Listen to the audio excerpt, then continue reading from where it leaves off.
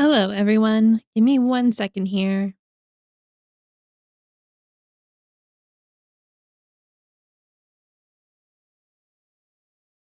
There we go. Oh my goodness.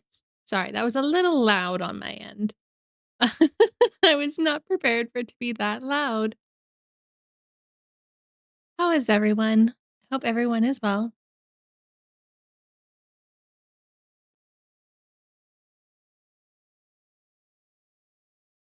Thank you for the 6 months, Tyler. I really appreciate it. I can't believe it's been 6 months already. That is honestly kind of crazy to me. Yeah.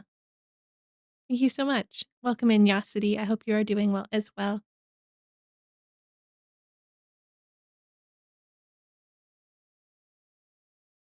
Uh-oh. Hi. Hello. I'm here stuck in bed though. Oh, yeah. I remember you telling me about that. I hope you feel better soon. Ooh. Sorry. It's always an adjustment. Every game is slightly different in how they want to work. Um, let's do... Oh, that's the wrong one. What did I just turn off? Oh no, there we go. I love nothing ever being the same, you know? And now I'm just like, will you work? I don't know.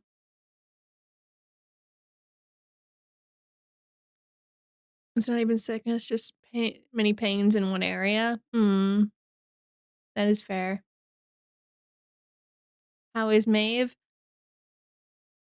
Honestly, I need some justice today. Today something happened and I am mad and I need justice, and that is what we are going to be here to do today. So, I hope you all are ready.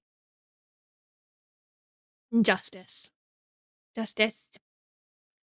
For Gotham?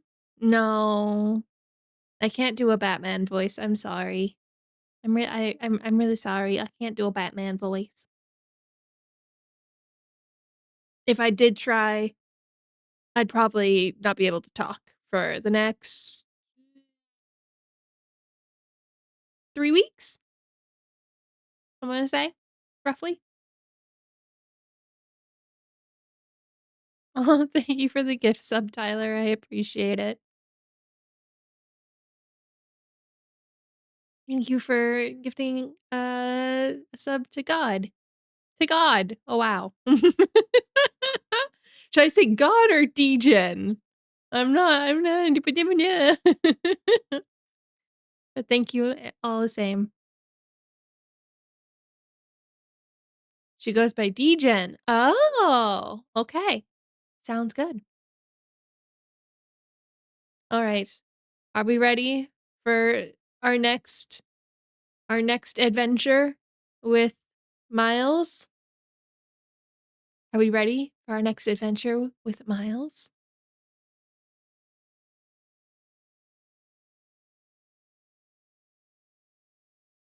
I say that and I get a notification that I might need to go quickly do something. I am sorry about that. I don't know. Hold on. One moment. I will get the music going here for you all. And I will be right back. I'll be right back. 2 seconds.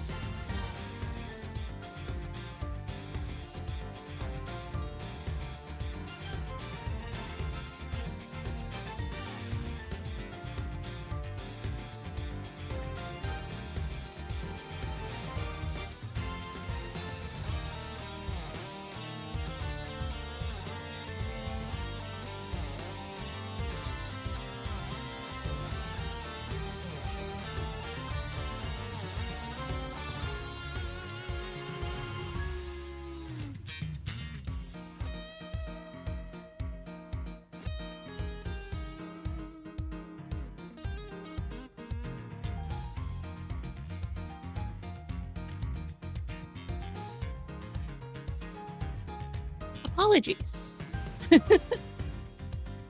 I just like sitting here and then I see a notification. I'm like, oh, I gotta go get that.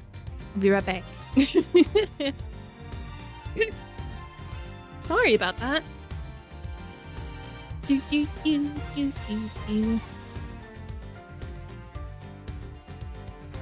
Okay. What do we think case 2 is gonna be? Also, let me know if you think I need to move over or anything. Or make myself smaller. Was it the police? It was not the police, no. They don't know where I'm at. It's fine.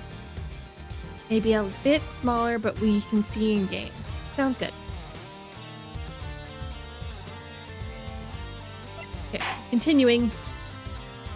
Turnabout Airlines is where we're going. Also, let me know if the music's too loud. The music is very good, though.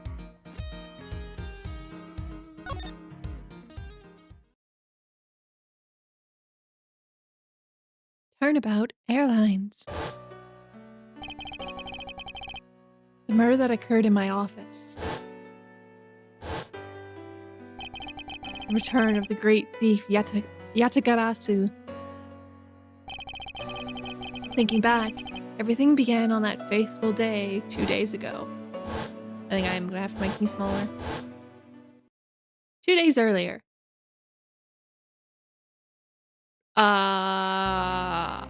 Edgy boy? What happened?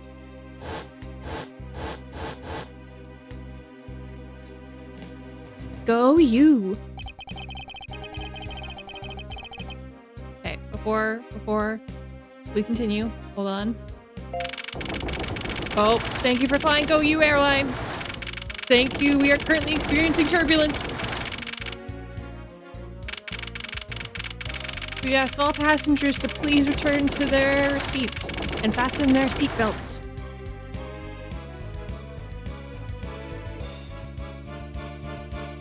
Mile High Club A Edgeworth? I don't know, maybe. I mean, I wouldn't say no to, you know, it's fine. March 12th, 6:13 a.m. Flight G390, first floor, lounge.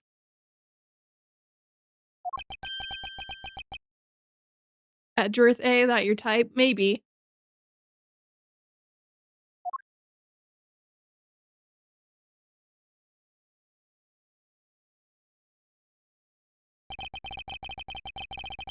Why do I feel like I just woke up from a horrible nightmare? 6:13. Guess I was out cold for about 10 minutes. Huh. Slight turbulence indeed. Thank you so much. You knew I really appreciate it. Thank you, thank you. Thank you for the head pats.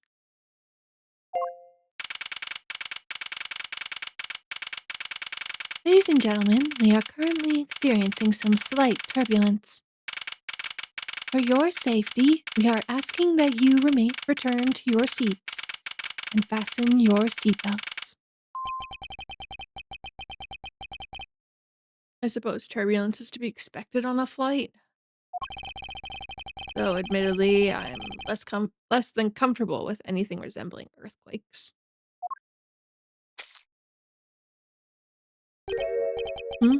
What's this? A travel wallet? But it's not mine. How did someone else's travel wallet wind up in my pocket? My head. Why won't this headache go away? I'll take care of this travel wallet later. Or hand it off to an attendant.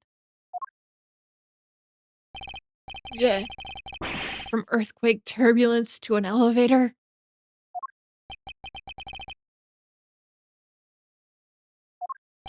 What am I hesitating like this? Oh, right. Oh. Edgeworth. Oh, I forgot about the elevator.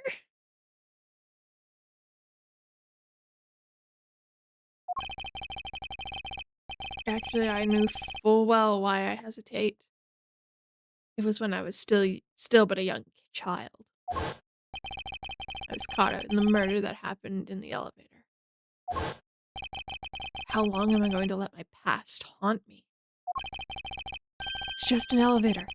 I'm a grown man now. I need to behave like one.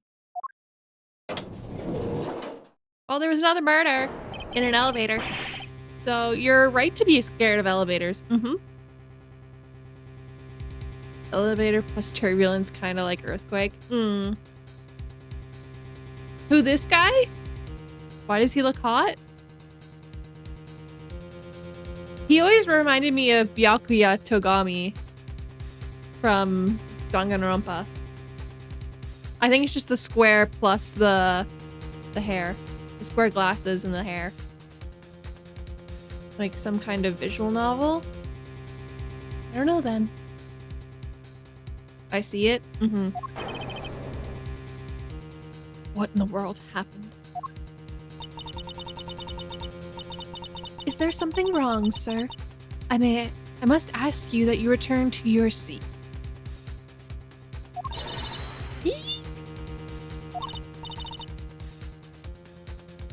But I don't know, he reminds me of something I thought you two showed on your hot takes video. His seek? What's that? I don't know. Please, calm down. You mustn't jump to conclusions without all the facts. What's wrong? Did something happen? You murderer. No, you have it all wrong. It wasn't me.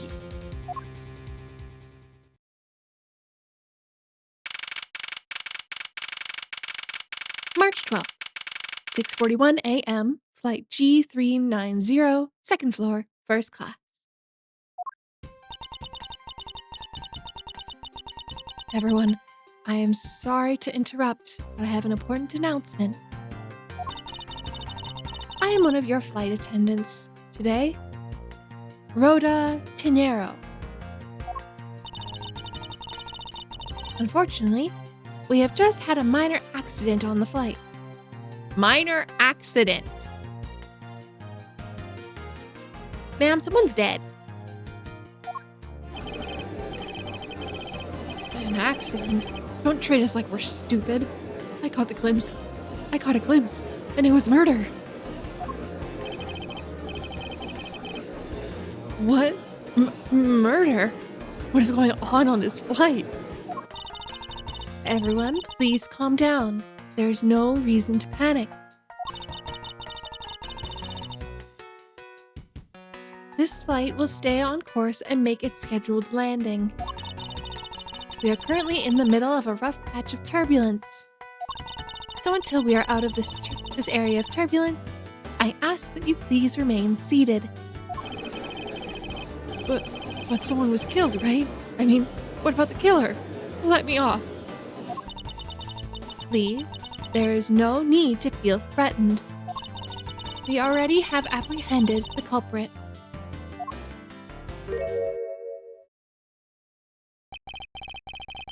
I ask that everyone please remain calm. What the heck? What the heck is he talking about? Why should we remain calm? My name is Miles Edgeworth. I'm a prosecutor and I can assure you I am not the killer. Being a prosecutor doesn't make you incapable of murder, buddy. Now you listen here. I'm not the killer. I simply found the body. But we all know from a good old classic game of Among Us, the first person to find the body is always a little suspicious.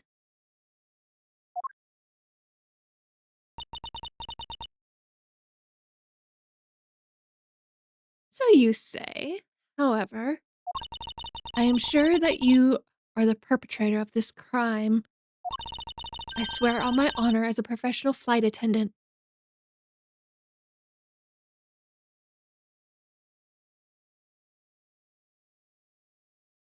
Bro totally didn't report it. He was totes sus. Yeah.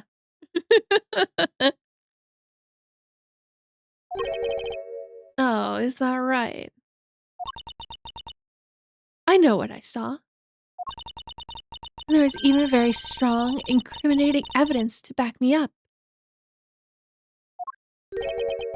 What kind of incriminating evidence is she talking about?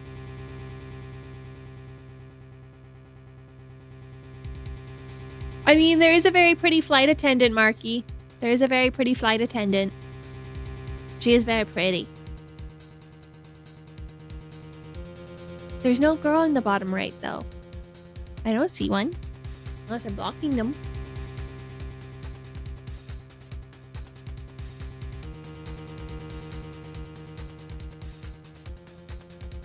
Surfer Bro Maeve is 10 out of 10 voice acting.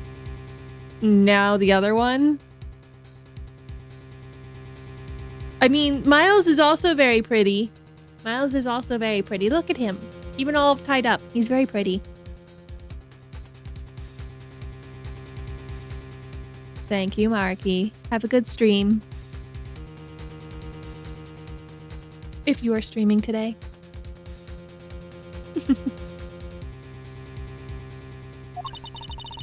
We have already alerted the proper authorities at our destination.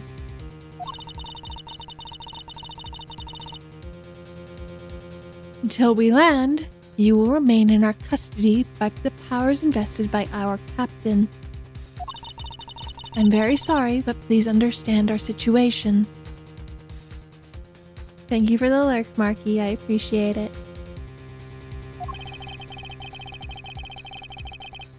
Your situation. I'm more concerned with mine and what direction it's going. I'm not about to sit idly by while I get accused of murder.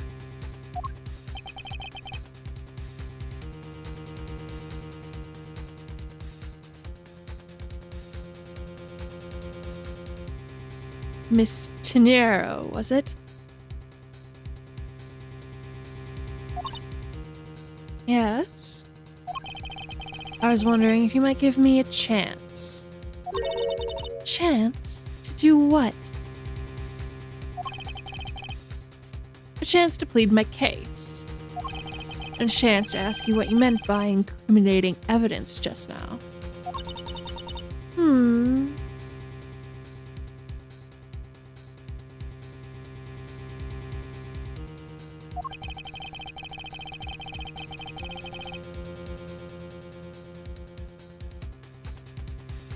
In this courtroom above the class.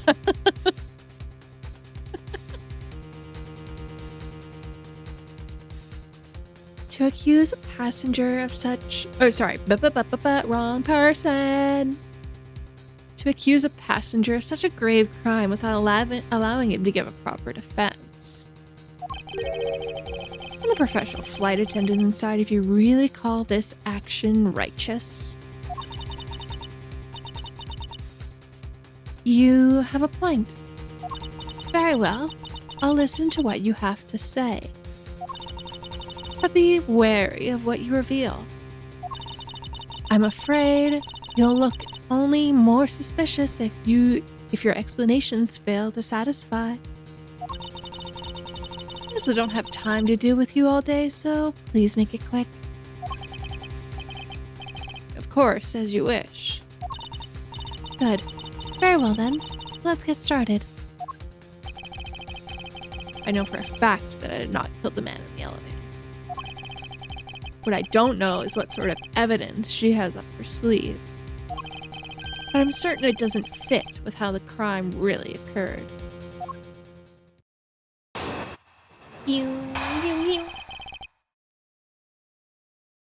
What Miss Tenero saw. I swear to tell the whole truth as a professional flight attendant. Unfortunately for you, Mr. Edgeworth, I am certain you are the killer. The scene I saw in front of the elevator. It was you, standing there, with fresh blood dripping off the murder weapon. So if you could please cooperate, we'll turn you over just as soon as we land. That's it? That's her evidence? I don't think you could ask for a more perfect witness testimony. Wouldn't you agree, Mr. Edgeworth? Not really. It's hardly perfect when there's a gaping hole in it.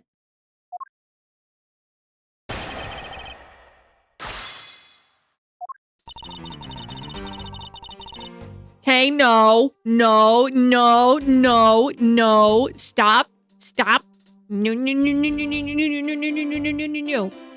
I see you typing. Good job.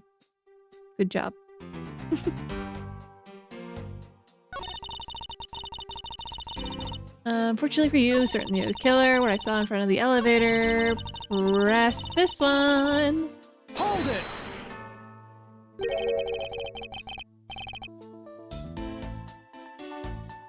I told you to stop.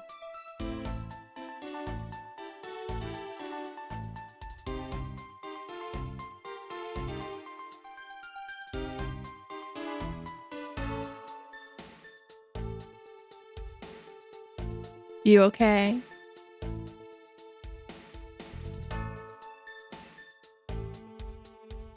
Then I'll be sad. Want me to be sad all stream? Want me to be sad? A murder weapon dripping with blood, really now?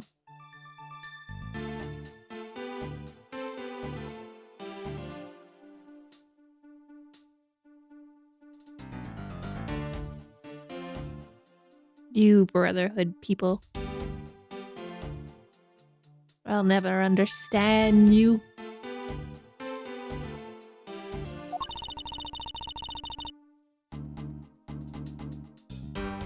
Oh, 1 second.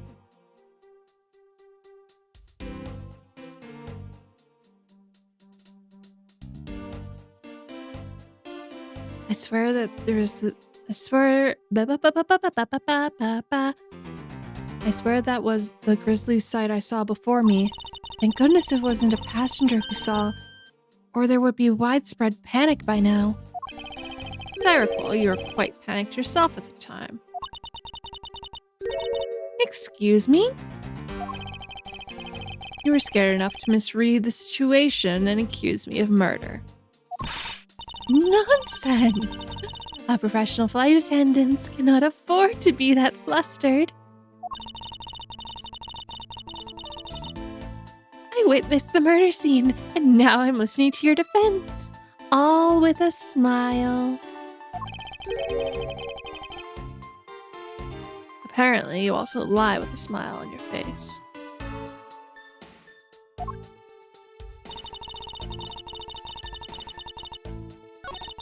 What do I even have? What evidence do I even have? Hold on. It's this one, but I don't know what evidence I have. Oh, it's just the book. Okay. It's just this. Objection! Miss Chinero. What is it? What is with the yelling all of a sudden? Force a habit. Oh, that doesn't matter. Miss Chinero, you say you saw the murder weapon dripping with blood. Is that correct? Yes. All that blood. Drip, drip, drip. Just recalling that scene sends a chill down my spine.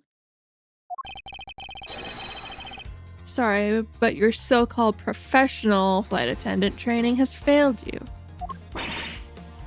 What? I'd like you to direct your attention to this. Do you know what this is? It's a travel wallet, right? It looks a little big and bulky.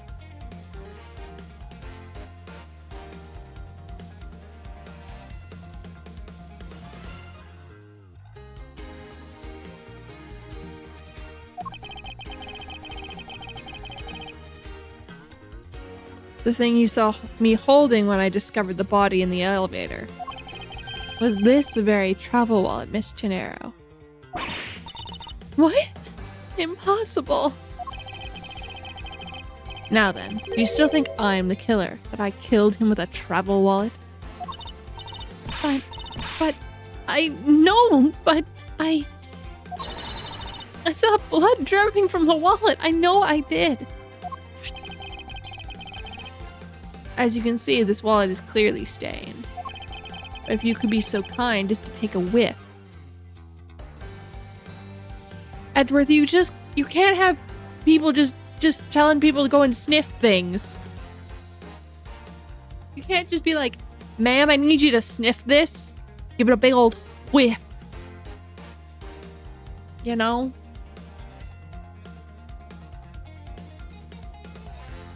You can't just, you can't just do that. No!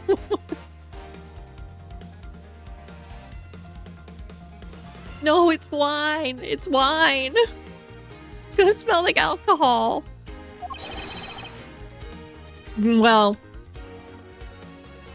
grape juice. 100% just grape juice.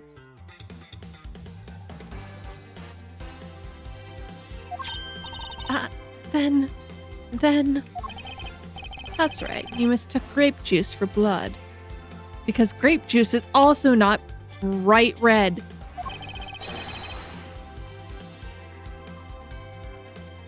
The murder weapon dripping with blood does not, in fact, exist.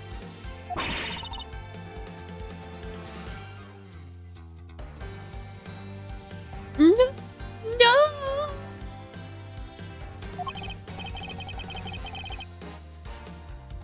There, that should clear up that pesky accusation. Hold it. Wait just a second. That is... I mean, even a wallet could be deadly if it wrapped around something heavy. I demand you show me what's inside. Please. She's trembling. And the tacked on please at the end. Sounds like I've got her. There's no need to look inside. Even you can tell from its appearance that it's light. No, I cannot be sure anything until I see the contents of that wallet for myself. She's a persistent one. I suppose I have no choice but to see what's inside. Tenero, if you'd be so kind as to open the wallet and check its contents for me. All right. I usually don't pry into passengers' belongings, but we have no choice here. Boop, boop, boop, boop, boop, boop, boop, boop, boop. Open the wallet. What do we have? Republic of Orishnia? Passport.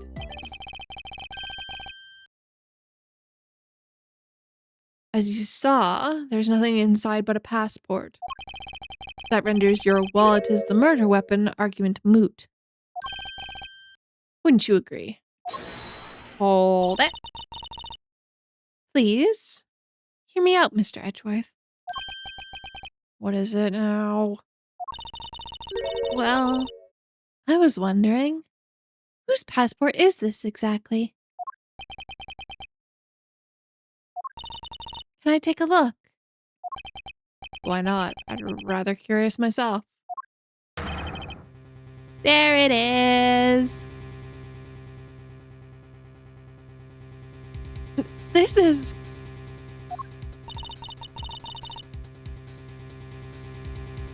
just as I thought. Ackby Hicks. This travel wallet belongs to Mr. Ackby Hicks, which makes it the victim's property.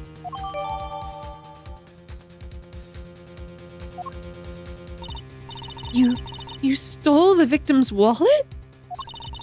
Didn't you? How dare you? You said it yourself. You claimed to be holding this wallet in your hands when I found you.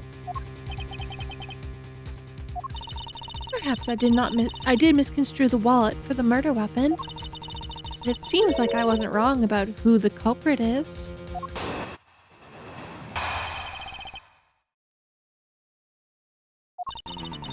As you claimed, the murder weapon is not the travel wallet. However, it is something you stole from Mr. Hicks after you were done with the vile deed. I find it hard to believe myself, but your motive was very simple. You were out to steal Mr. Hicks' money, weren't you?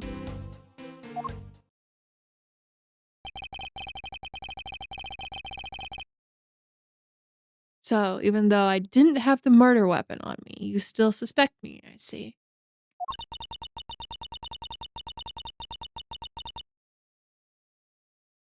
You stood up. You stood up at the crime scene with the victim's wallet in your hand. How can I turn a blind eye and not suspect you of foul play?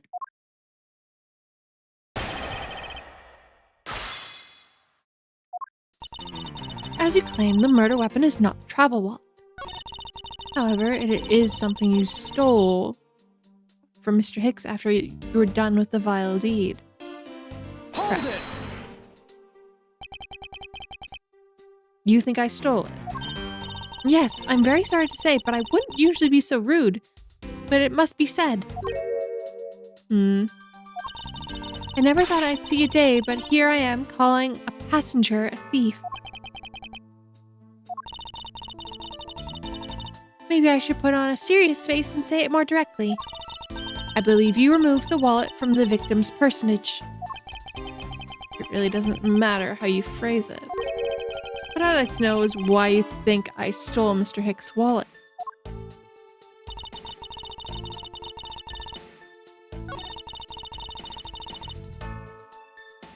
Hold it!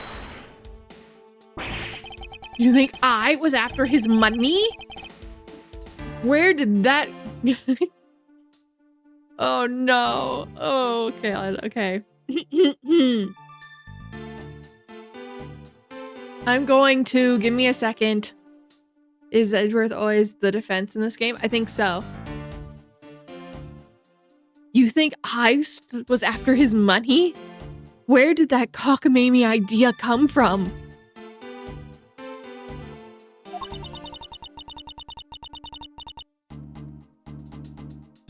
True, you were also a passenger first class, but I thought something was off about you and those deeply etched lines on your forehead.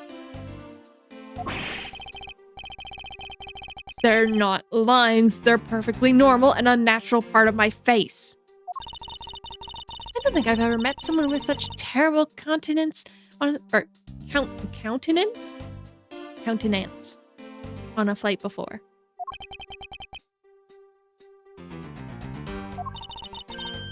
Continents? And that's when it hit me.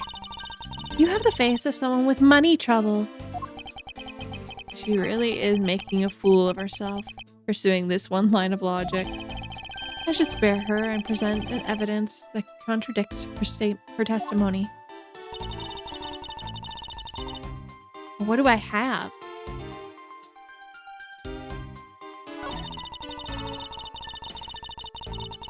It's this one, but what do I have?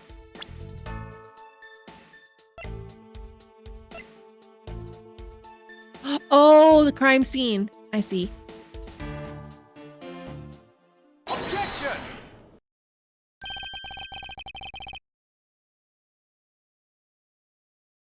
I wonder if I might get a word in, Miss Tenero. Money on the floor. Someone made it rain. Someone made it rain. What is it now? Miss Tenero. I wonder if you noticed the contradiction within your own testimony. What are you talking about? It's simply impossible that the motive for this murder was monetary theft. One glance at the crime scene should have told you differently. Gosh darn it.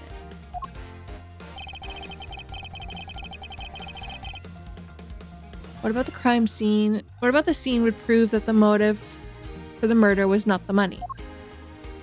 Oh, I don't know. Anything here?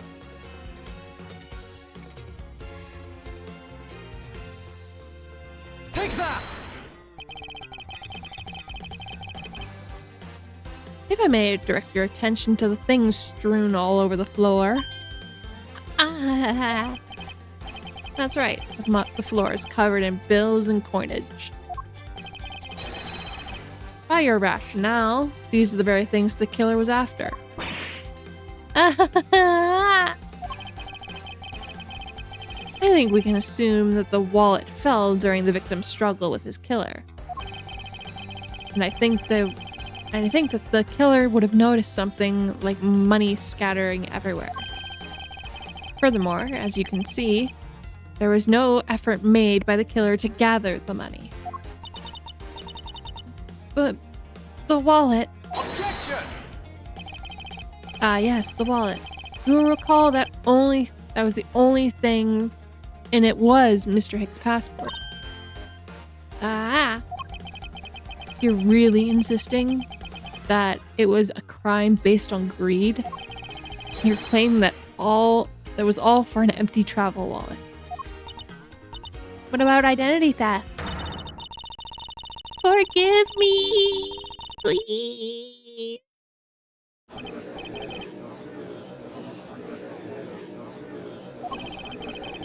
Are you saying the attendant's wrong? I mean, he's close enough to blonde. He's got gray. It's close enough. So this guy isn't the killer? Oh, I don't believe it. Everyone, it's a trick. Gray is close to blonde? Yes.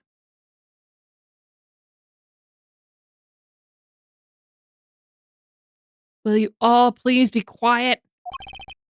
Mr. Nero? Yes? You lost your cool when you saw the dead body. No, it's not. It is. Literally, as someone who has had gray hair before. You have to go blonde. You have to go white. And then you can go gray.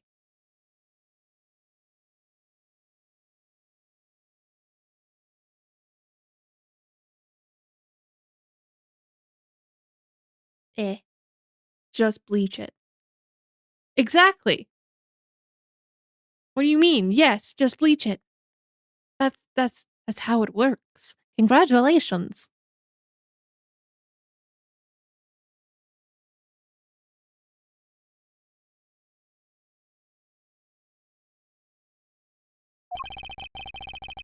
Blonde is not a necessary step. It is. It is.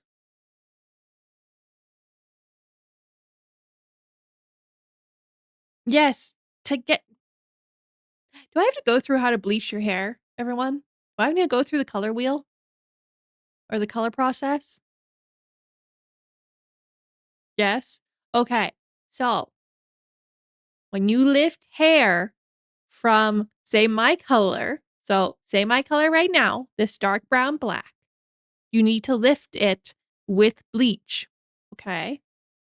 Now, what that means is you have to go through various stages of color to get to blonde.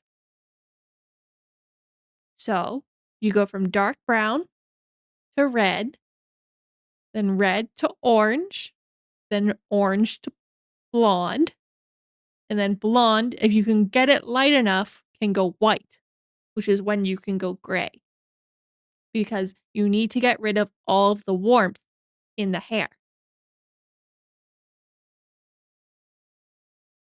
And then you can add gray to the hair. Because if you don't, it's going to turn out like a sandy color rather than gray, like Mr. Edgeworth down here. So you need to get rid of all of the warmth before you can do a cool color like this.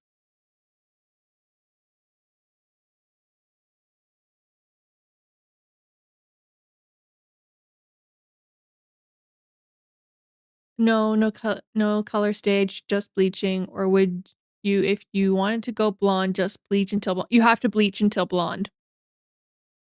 If your hair is darker than blonde, you need to bleach it. There's no way to get it lighter. You couldn't use color, no. That's like putting, if you put two colors, say you had a yellow marker and a red marker, If you had your hair red, and then you put the blonde color on top, it's just going to make the red darker.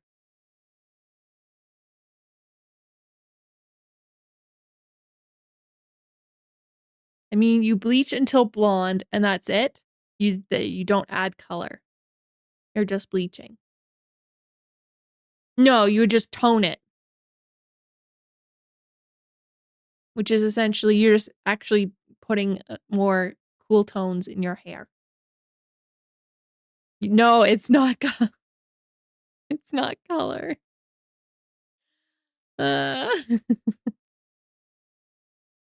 Yes, you have to go blonde. You have to bleach till blonde, then put the gray. This is what I said.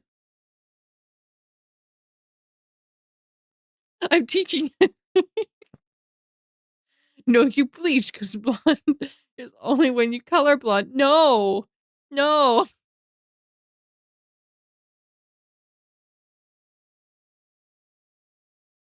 I'm gonna have to post in the Discord after this, aren't I? I'm gonna have to post in the Discord after this, huh?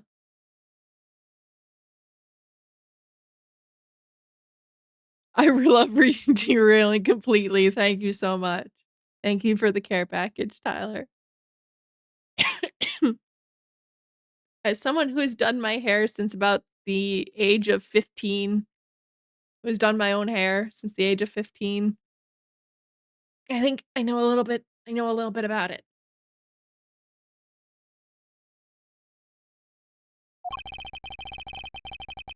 It's easy to see how you mistook the wallet in my hand for the murder weapon. I have never colored my hair, so I think my opinion is right. Then, Kane, I implore you to go to your local grocery store, get a box of blonde color, and put it on your hair. It may make it slightly lighter, but it's not gonna make it that color. Bet? I mean, don't tempt me. I will. But it can't be bleach. Although that would also kill your hair, so don't do that, actually. Do not use box color.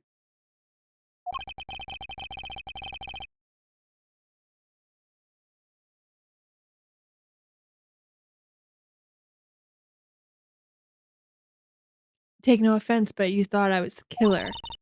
Mr. Edgeworth. Thank you for releasing me.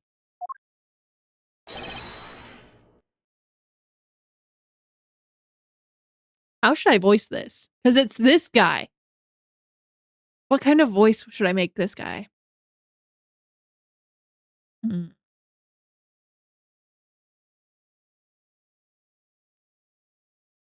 Business bitch? No, I have alien noises. Bit Russian. But he's not Russian, but I can do kind of a Russian accent. Or whatever this is. I can do kind of a this. Will that work?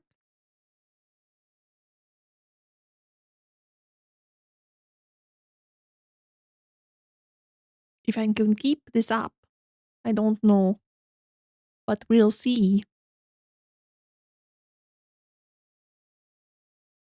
I have no idea what the Georgian accent sounds like. Roshki? Roshki?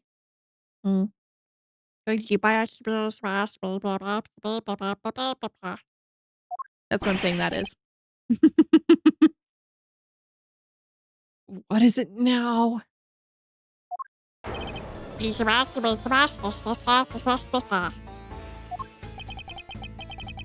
Tenero, if you could translate, I'd be much obliged. Also, yes, Animal Crossing noises for the book. It sounds like Originian, but I don't understand any of it. There's another attendant on this flight who...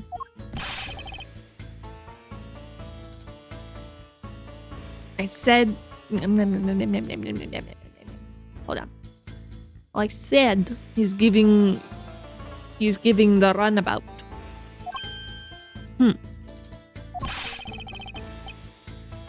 I don't inquire an interpreter.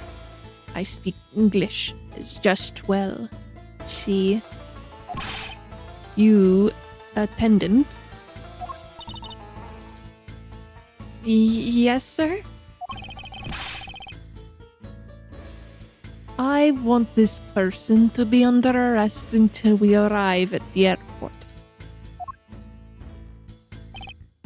Pat, pat, pat, pat. Sir, I don't think that's what you do with a statue. I'm sorry, sir, but what exactly are you hoping for? What is it you want? I'm finished talking to the likes of you. Please, I would like to hear why you'd like me to be held arrest until we land. But have you seen what people do with standees and figurines? Yeah, some people put them in their PC case. I think it's really cute. You, how dare you waste my time? You were the one who stuck your nose in my affairs.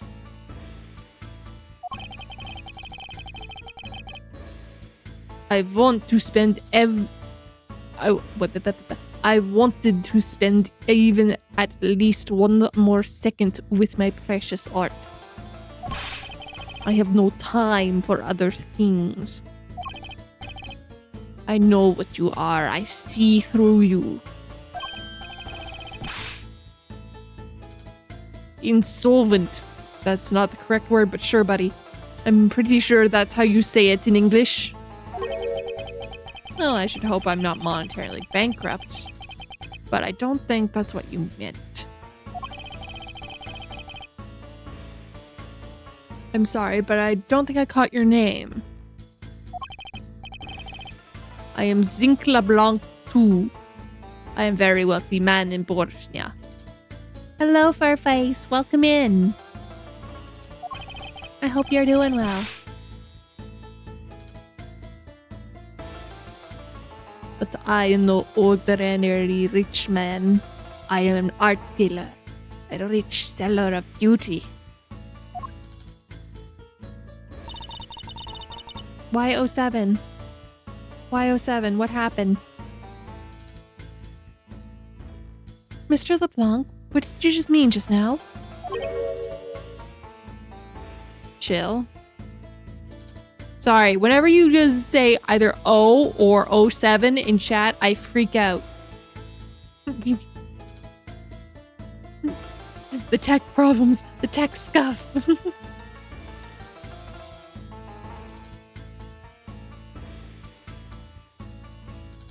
I know.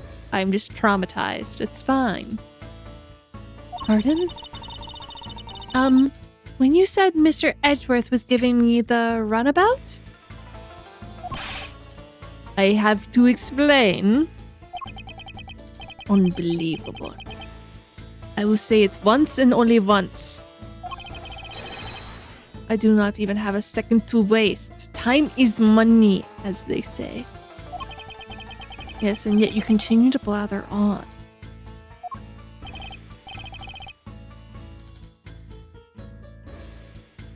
I saw it. Yes, I did. I saw the victim go into the elevator. Going down to the lounge. It was exactly 6 o'clock. This voice keeps changing, I'm sorry. And what's the significance of that time? At 6, he says. Wait, you saw him at 6? What's the matter, Mr. Edgeworth? He understands, I see. Miss Attendant, what time did you discover the body? Well, it was a little after that patch of turbulence, so I'd say it was around 6:15. Ah! Hicks was his name, was it? Then I say that that meant Hicks was killed in that 15-minute span. And the only person in the lounge at the time was his prosecutor, yes?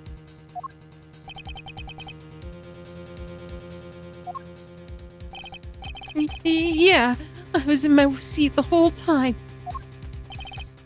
Me too. I was watching a movie and enjoying a fine glass of grape juice.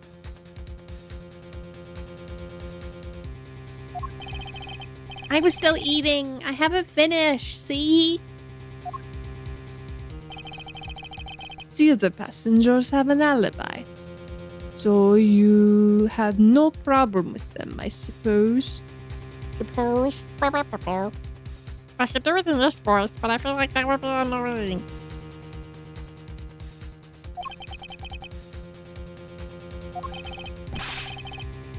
No complaint, I see. Not a single word against it, right? I have no way of discounting what you put forth at this point, but it wasn't me. Oh, so you say. But do you have what you say the evidence? Mr. Edgeworth, are you really the culprit after all? Mr. LeBlanc, I suppose you're quite certain in what you saw. Enough to give testimony? Of course. I was looking at the man the whole time.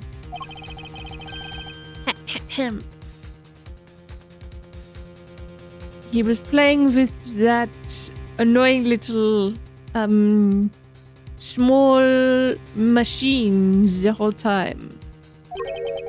Machine? Yes, that's what people call it in English, yes.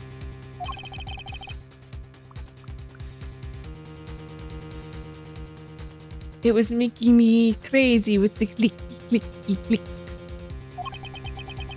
From that description, it sounds like some sort of small computer.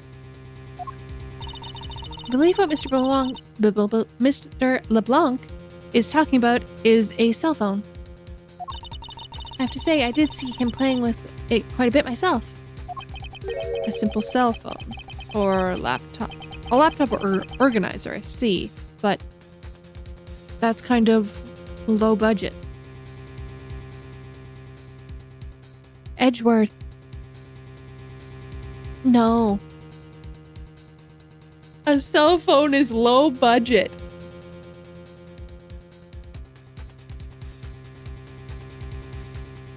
Meanwhile, look at the price of a fucking new phone these days, and it's like, you know?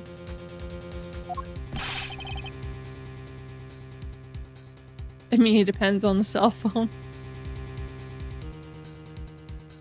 I hate that noisy little machine in his hand. I got mine for $2.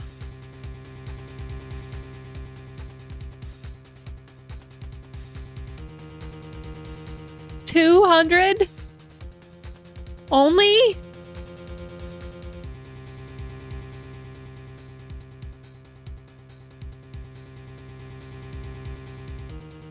I need to go to the EU, man.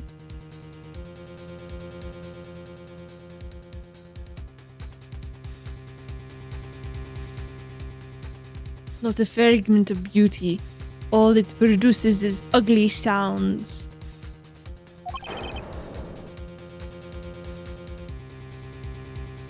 You know? Or anyway, I know what I saw. Miss Tenero. Yes? I was wondering if I might be granted permission to examine the crime scene. What? You want to examine the crime scene? If you grant me a little measure of time, I'm sure I can produce the real culprit. I don't like the sound of that. Fox in the duck pen. Yes, I think that is how you say it in English. It's Fox guarding the hen house, and I believe my innocence was proven earlier.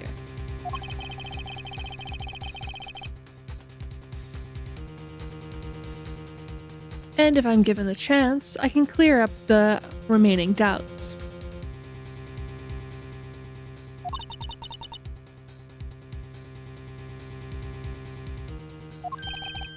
Miss Chinero, if you wait until we arrive, there's a good chance that some evidence will have been destroyed by then.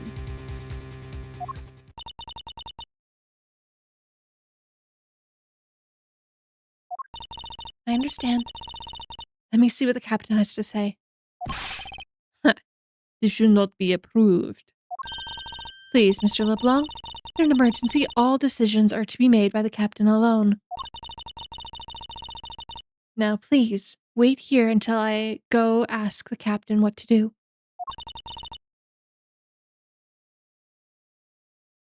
I'll be right back.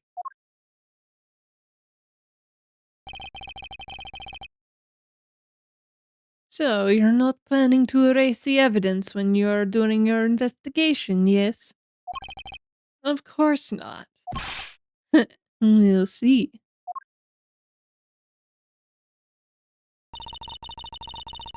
Mr. Edgeworth, the captain's permission to investigate the crime scene. You have it.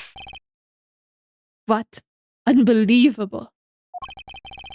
I'm in your debt, Miss Tonero. However, there is one condition. I am to supervise you. Of course, I see no problem with that stipulation.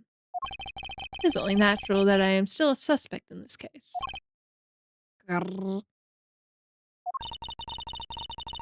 I take full responsibility and will watch Mr. Edgeworth's every move. I hope this reassurance is a reassurance enough that there will be no foul play. Now then, Mr. Edgeworth, shall we proceed? If you need my help with anything, please feel free to use he to talk. It's time to head to the crime scene, but first, the first floor lounge.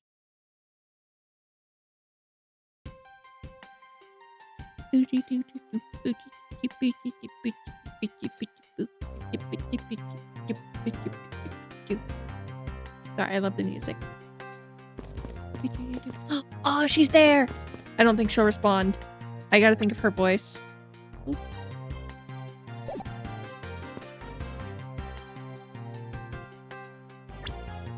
Oh, no. Why can't I remember how to play? Excuse me, may I have a word with you? You there.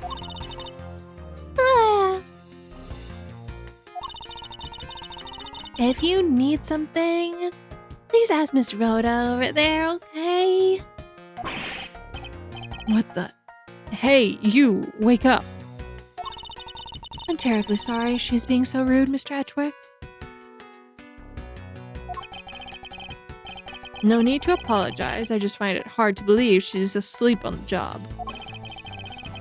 If I were her boss, I'd see to it that her salary was cut so low it was in the red.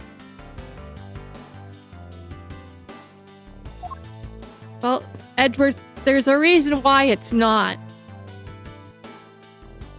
There's a reason why it's not.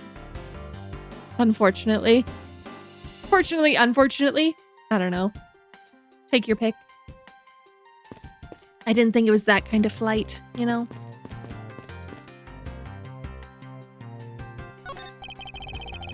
This is Mr. Hicks' seat. I don't see the machine Mr. LeBlanc is talking about. Perhaps it's in the elevator? Maybe. We should probably head down to the crime scene now.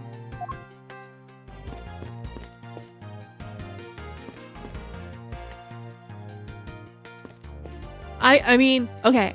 Here's the thing. I would be, yes. He would not be, is the problem. Hi, Samurai. I hope you're doing well. March 12th, 7:26 a.m. Flight G390, first floor lounge.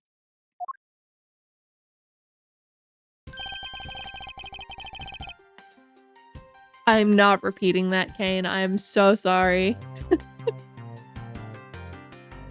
I want to thank you for your help back there, Miss Gennaro. It was nothing. You should thank the captain for granting you permission. And just so everything is perfectly clear, I still don't trust you. Your standing with me hasn't changed one iota. I see. I will bear that in mind. I received an order from the captain earlier. He wanted you to know that we reserve the right to stop your investigation if we feel like you are not making any progress. Man, she's got one hell of a ponytail. Mm-hmm. They really took the oh, what's it called? The spiral like twin tails and made it into something even crazier. And when we do, he asks that you please return to your seat at that time. So when my time runs out, and his and his crew's discretion, does it? I have to find a way to discredit Mr. LeBlanc's testimony before time's up. I understand. By the way, is there any place you can think of where the killer might hide on board? I don't think so. No worries, Samu. Take your time. Have a good lurk. After every first-class passenger was accounted for at his or her seat, we made a thorough search of the plane. As for business and economy, no one can move between those classes in first class without a staff keycard. And we found no record of the keycard being used at all. Also, thank you for the care package, Samu. I appreciate it. Which means that I have a first-class killer on my hands. At least now I know that much for sure. One other thing. No one else has been allowed near the crime scene since the murder was discovered either. First floor lounge. Now then, let's get started. But where should we start from? Let's start with Mr. LeBlanc's state. The crime occurred between 6 and 6:15.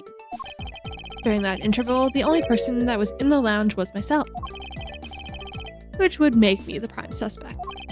However, since I did not kill Mr. Hicks, it means that the killer was somewhere around. If we are to believe what you say is true, then yeah. The first order of business will be to gather information to win your trust. But there's footy prints. Look at the footy prints. Footy prints. Footy prints. The in-flight shop is just beyond these shutters. But we don't have permission to open them, so I'm afraid I must leave them closed. There must be some clues to be found in this lounge. I must be ever vigilant. Footy prints? Footy prints is cute? I thought it was just silly. A pity that a bronze statue knows not when a good drink has been spilt at its feet. This is a statue of our founder, Mr. Hugo Hughes, who was a big fan of grape juice. I'm sure he would be thrilled if he knew so much grape juice was here at his feet. Is that a hint of hero worshipping I detect?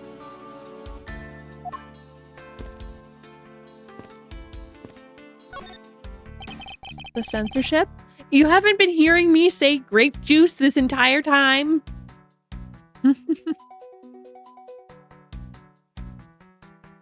Which floors does this elevator service? Only the first and second, although it can also go down to the cargo hold. However, that requires a flight crew keycard. So the only floors accessible to the passengers are the first and second floor, huh? I have, but didn't register. I won't rest until I've inspected every suspicious looking nook and cranny. Sir, what do you have in your pocket? You have something in your pocket. I want it. There's something sticking out of his pocket. I hope you won't mind me taking a look at what's inside. It's a picture. It looks like it was taken inside a building somewhere. A photo of Mr. Hicks was data jotted down in my journal.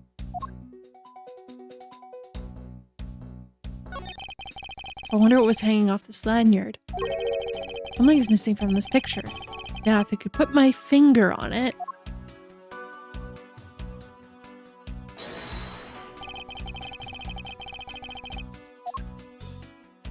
To the picture. Eureka! Eureka! No worries, Tyler. Take a good look. Mr. Hicks's machine is nowhere to be found. His machine? Ahem, his cell phone, Miss Tenero. Ah. So I guess, but because it's not here. Yes, I think we can safely deduce that the killer took it. The phone!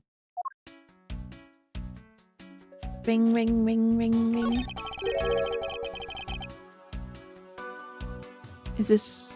What is this sinister looking figure on the floor here? Oh, that's the piggy bank of our company mascot, Captain Ugo. I'm glad someone got that. Thank you, Kane. It's just one of the many pieces of merchandise we sell at our in-flight shop. This bank is a limited edition, so because it was so popular, we're down to our last one. You have an in-flight shop? Yes, it's just beyond the lounge to the right. The shutter to the store is closed at the moment, but it was open the whole flight up until Mr. Hicks' body was discovered. There's blood on here. Could it have been the murder weapon?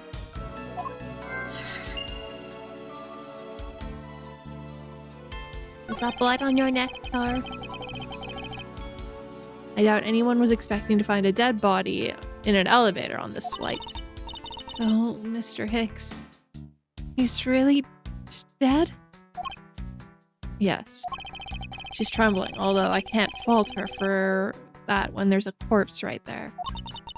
Mr. Hicks, if you're really dead, then please answer yes.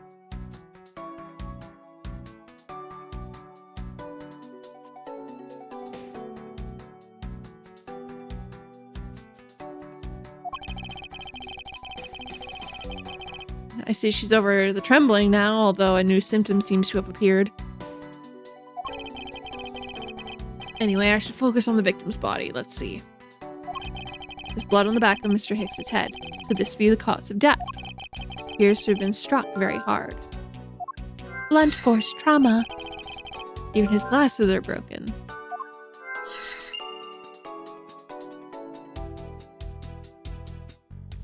And all the money. All the mun-muns. All the mun-muns. Money is strewn all over the floor in the elevator. I would have guessed it was all Mr. Hicks's wallet at some point. Okay, that was it with that. Boo, boo. Oh, his shoes. There's no grape juice residue on the sole of his shoes, making it highly unlikely that Mr. Hicks entered this elevator after the turbulence. Okay. Anything else? Got everything in here. Pants good. Shirt good. Face good. Hands good. Okay.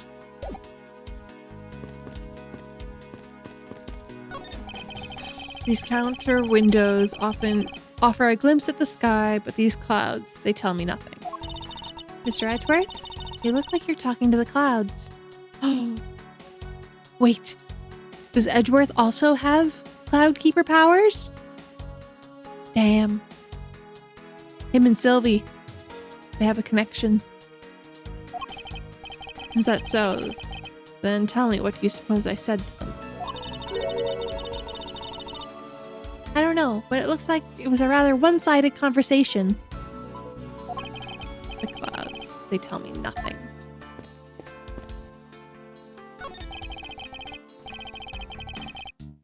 This toppled over chair, yet another victim of the turbulence.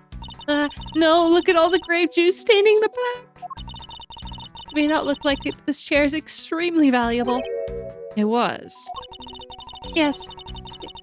It was used when the Rocker Pals came to tour the plane. The Rocker Pals leader sat in this very chair. I'm sorry, but who are these Rocker Pals? I can't believe you've never heard of them.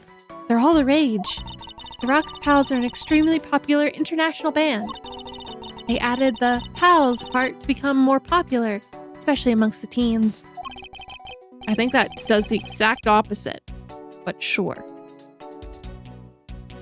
That explains it. I'm not really one for music of today. Maybe we should ask Detective Gumshoe about them later. On second thought, I can already see how confusing that conversation would get.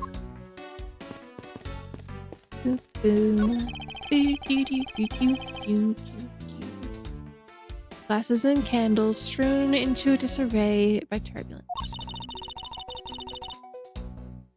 It's been a while since I've seen this big of a mess. It's terribly embarrassing, but I thought it was an earthquake for a second. I frantically started to search for gas valves to shut off. I guess the shaking of the plane was bad enough to be mistaken for a real earthquake. Not that I would know, since I was unconscious for most of it. How much wine did you drink, my friend?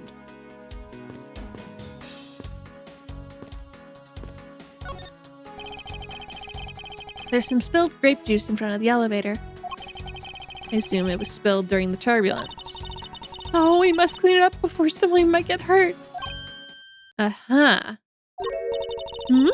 What is it, Mr. Edgeworth? I found some very important evidence. It's the footy prints. The footy prints. The footy prints. It's the footy prints. Footy prints. Footy prints. They're a little smudged, but I think we can both agree that they're a set of footprints. So you think... Yes, these belong to our killer. Oh, then maybe we should check the shoe sizes of everyone in first class. I don't think any of that will help. That'll be of any help to us. Unfortunately, the prints are too smudged, which will make it hard to get a definitive match. Oh, I see. He was just trying to be helpful, Edgeworth. And honestly, they're not that smudged. They're not that smudged.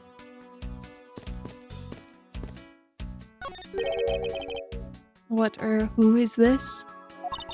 This is bronze statue of our founder of Hugo Airlines, Mr. Hugo Hughes. The one on the left is of him in his 40s, and the other one of us him in his 80s.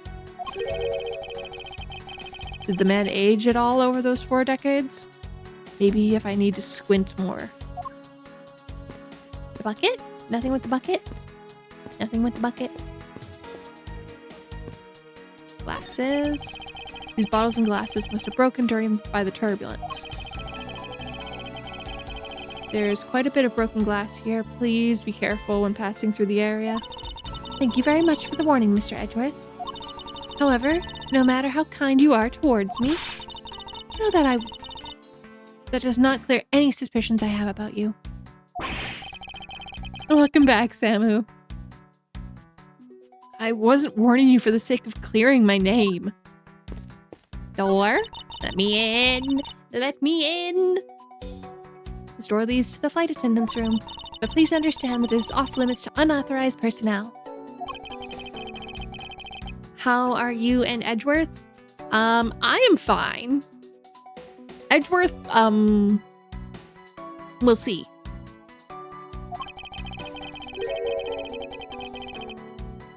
One would think that perfume would smell great, however, to me it simply smells. Not that I have any interest in what lies beyond this door. Perhaps we should return to the investigation, Mr. Edgeworth? Mr. Edgeworth? Sorry, I spaced out there for a second.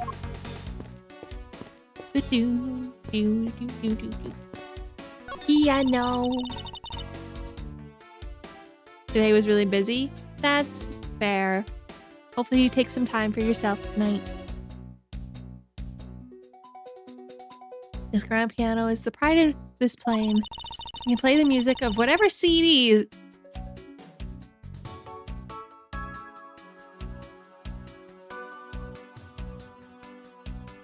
That's such a waste. Whatever CD is inserted to the CD drive. That's not a piano, it's more of an overgrown music box. Yes. But it's keys to press along with the music, so it really looks like someone's playing it. Some people have entirely too much money to waste on overly complex toys. Piano phone. Do do do do do.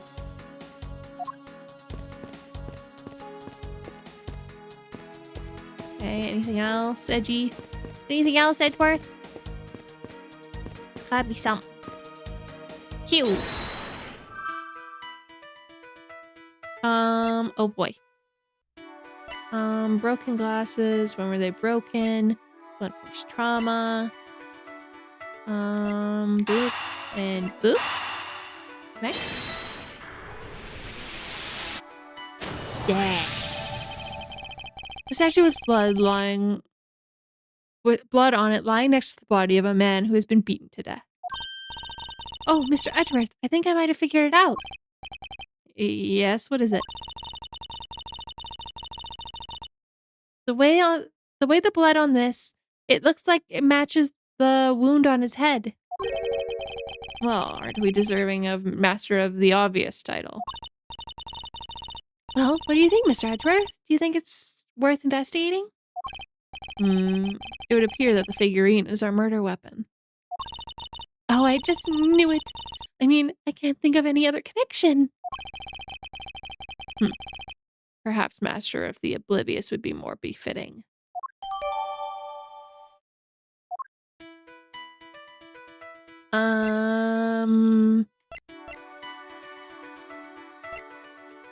Where was the killer?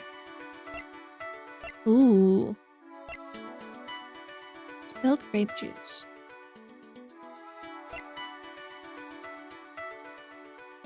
What clues point to where the killer could have been? The elevator? Hell yeah. I wasn't sure if it was that one or the footy prints. True. There wasn't anyone in the lounge other than myself right before the turbulence. But what if the killer was in the elevator along with the victim? Then we have a different story.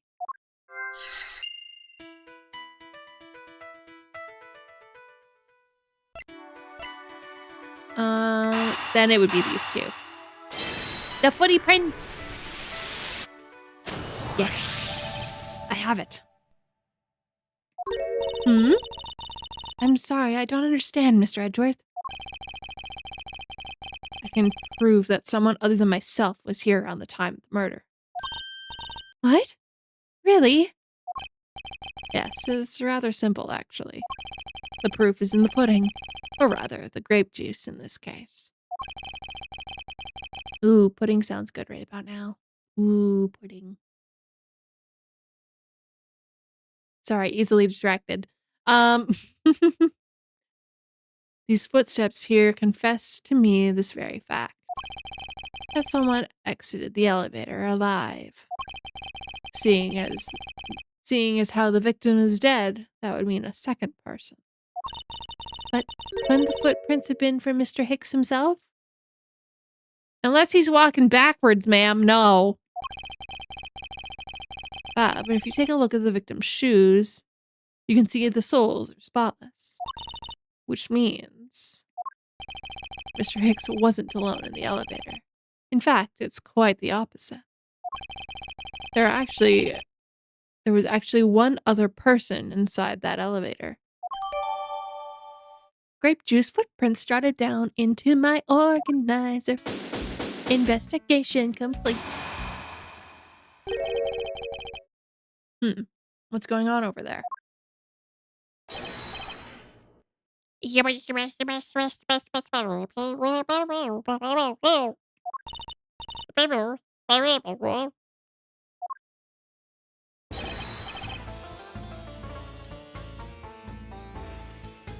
Unforgivable.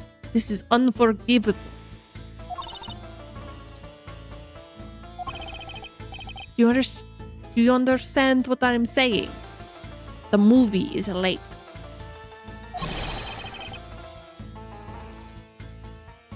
I can try and talk in that voice. I just thought it didn't quite suit him, but I can try.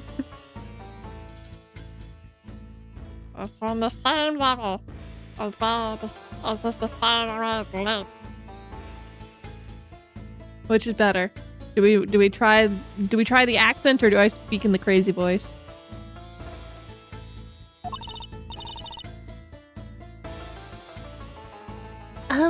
But the movie is I love both, not gonna lie. We've reached peak VA. No, not at all.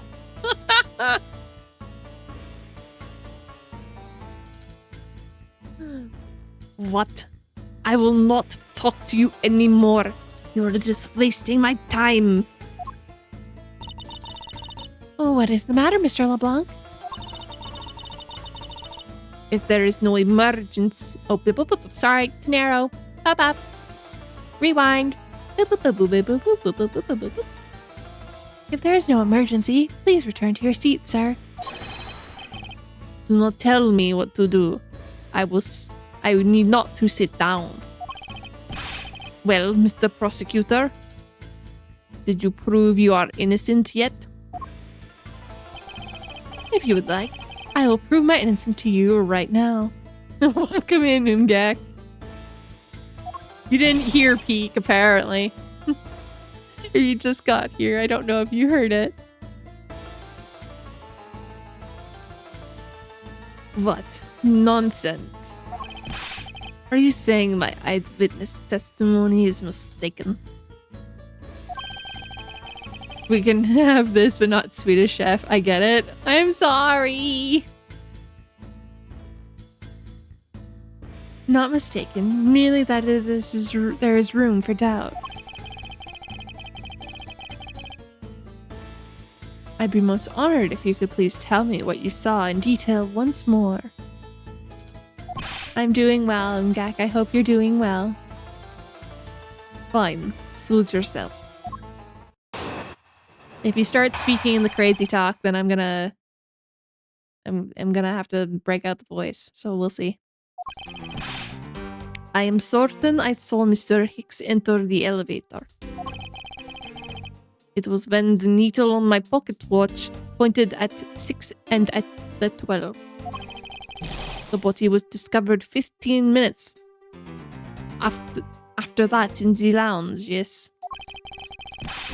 Then the only person in the lounge at the time must be the criminal.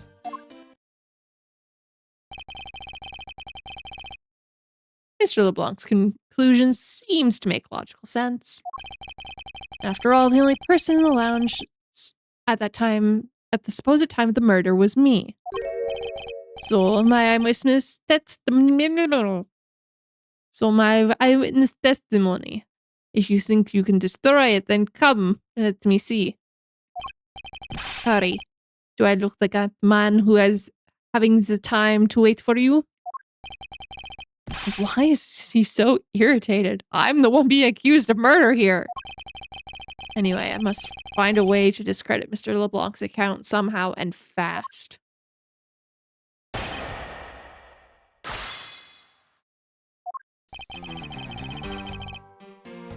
I am certain I saw Mr. Hicks enter the elevator. Yep. 15 minutes after in the lounge, yes. And the only person in the lounge at the time must be the criminal. Rest! Hold it!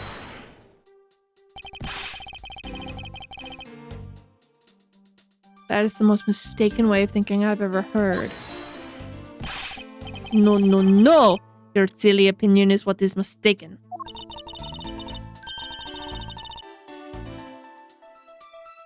Please calm down, the both of you. In a sense, you are both mistaken.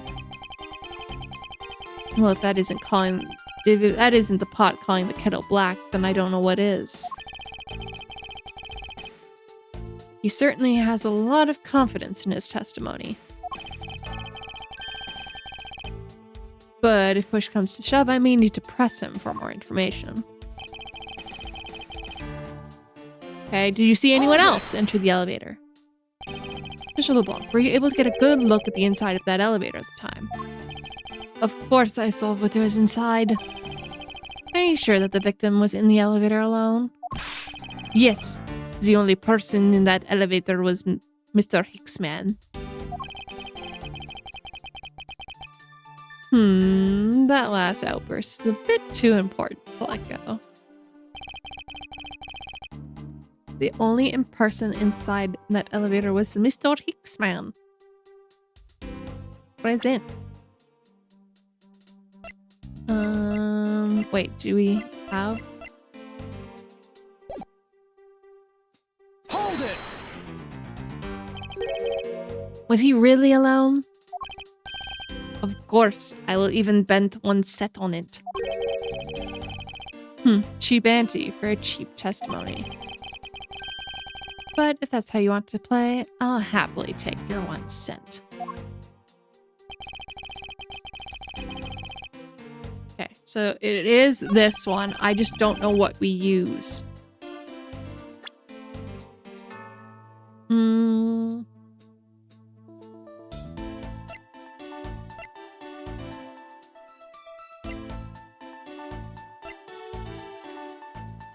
This one?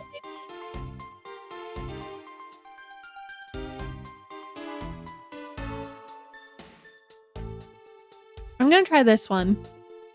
Objection! Oh, it's right. Yes. Want an update on the blue one? Oh, did it happen?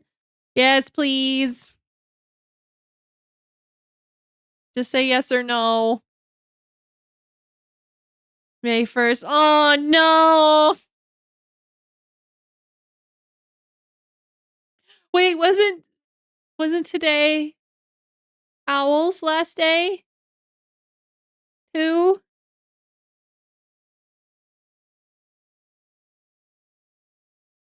Or is it later? Is it the 27th? Don't know if yet. Okay. I can't remember when hers is. We kind of have a somber moment here. So I don't know who else in chat is a longtime VTuber watcher or not. But it seems we have another VTuber leaving us who is a very big part of this industry and who has done a lot for VTubers over the years. Yeah, she's deciding to leave, which is really sad. But I hope she is happy wherever she goes, and we will miss her. We will miss her dearly. Yeah, about that? What?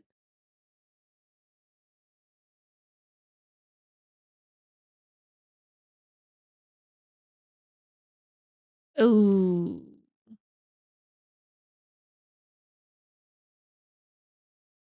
A different blue one might come back then. Yeah, her biggest fan might come back. It's fine. But yeah. It's a very sad April for the VTubing community. So please show support to any of the VTubers that you watch and show them that you respect them and love them. Because it's been a rough month. It's been a rough month. Mr. LeBlanc. What is it? Copy that. That's what the Brotherhood is all about.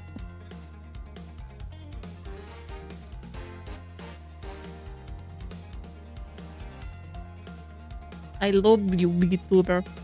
VTuber lady on the VTuber screen. We love you.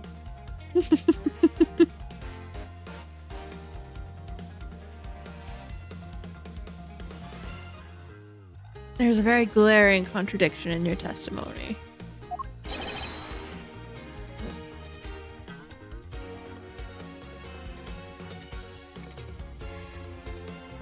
What do you mean? Please take a look at the area in front of the elevator.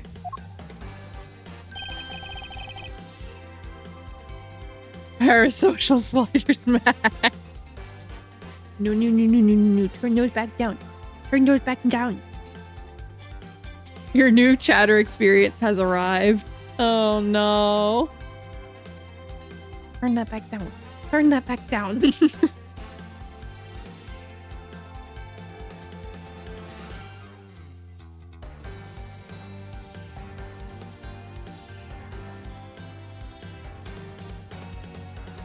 Is Umgak, have you taken title of Vice President of the Brotherhood?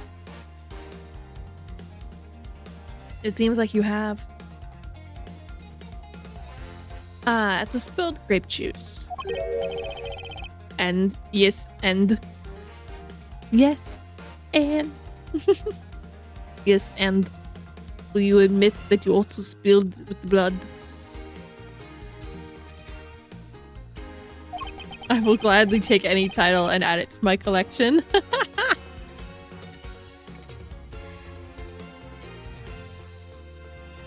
No, it's not. It spilled itself during the turbulence. But the interesting thing here is the set of grape juice footy prints. I love how Kane pinned it. At least he pinned the right message this time. Footy prints. Man, I love this community. Well, I'm glad. I'm glad you all are so kind to each other. What brotherhood? Oh boy. There is a brotherhood in my chat. I will let them tell you. I will let them tell you their spiel. The message will go for all eternity. Yes, and the ones that led from within the elevator out to the lounge itself.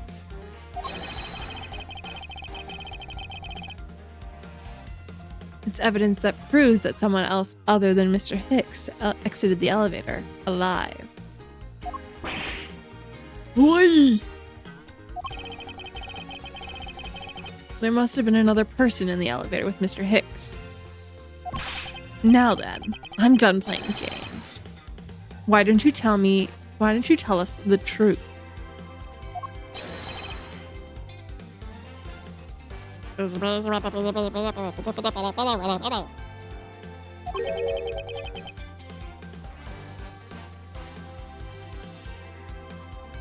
Feels like we're doing that.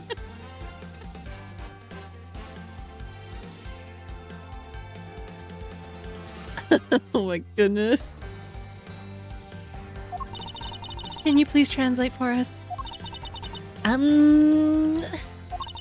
No way. That's totally impossible. I guess that's what he said.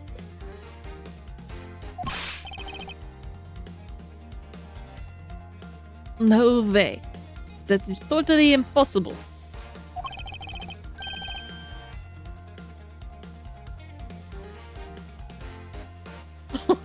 The V-neck Batman.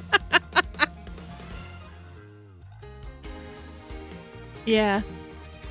I really admire her outfit. Uh-huh. Mm-hmm. That's all you're admiring, right, Umgak? Mm-hmm. What color are her eyes, Umgak? What in the great heavens?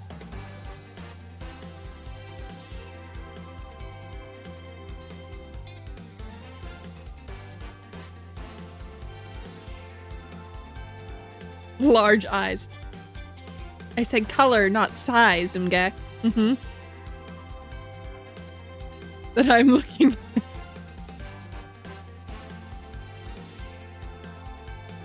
I know there is no other person in there. I saw it with my own eyes.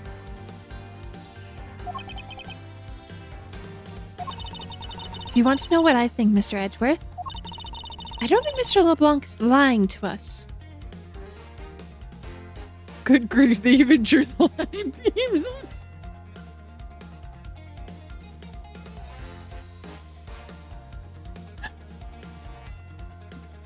Ah, yes, what a magnificent pair of, oh, great heavens! Oh, great heavens! Yeah. I suppose she's right. It doesn't seem like he'd be lying on us. But then what does it mean? What is this? What about this contradiction? Mr. LeBlanc. Please, just one more time, will you recall the details of what you had witnessed for me?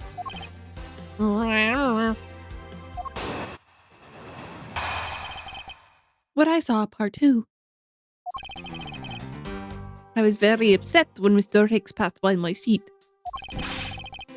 I was always checking the time over and over again. I happened to follow the man with my eyes when he passed by me. And I clearly saw into the elevator he was entering. But I swear there was no one else inside. No one. Mr. LeBlanc, if you could please calm down. What? How dare you have any issue with my eyewitness testimony? No, not at all. Please forgive anything I said. Yet again, he doesn't appear to be lying. I can't let this testimony stand as the truth. Ba-ba. He was very upset because of the phone. Okay. I was checking the time over and over again. Okay. Why were you so attentive to the time? Because something unforgivable was happening. What year is it? In Edgeworth's time, no clue. Because cell phones are considered cheap. But it is the year 2025. Welcome back.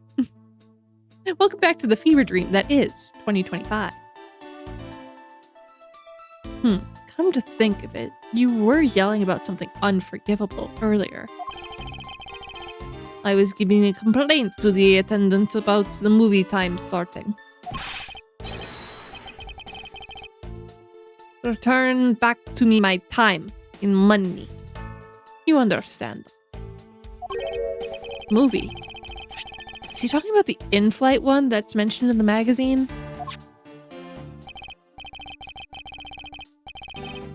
I would hate if my itinerary looked like this. I would hate it.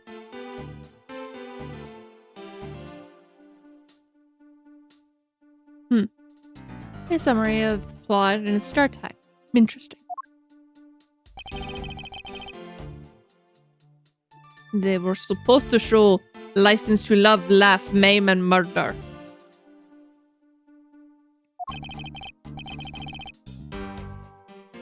I cannot see that movie in my country. You can only see it in international flights. I looked forward greatly to that movie.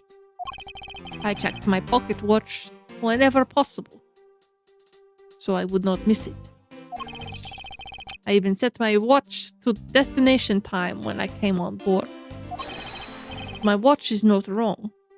It matched the schedule. But the movie was still late. Very, very late.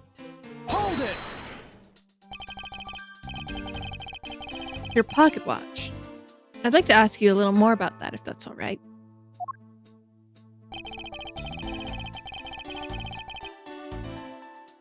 Hold it!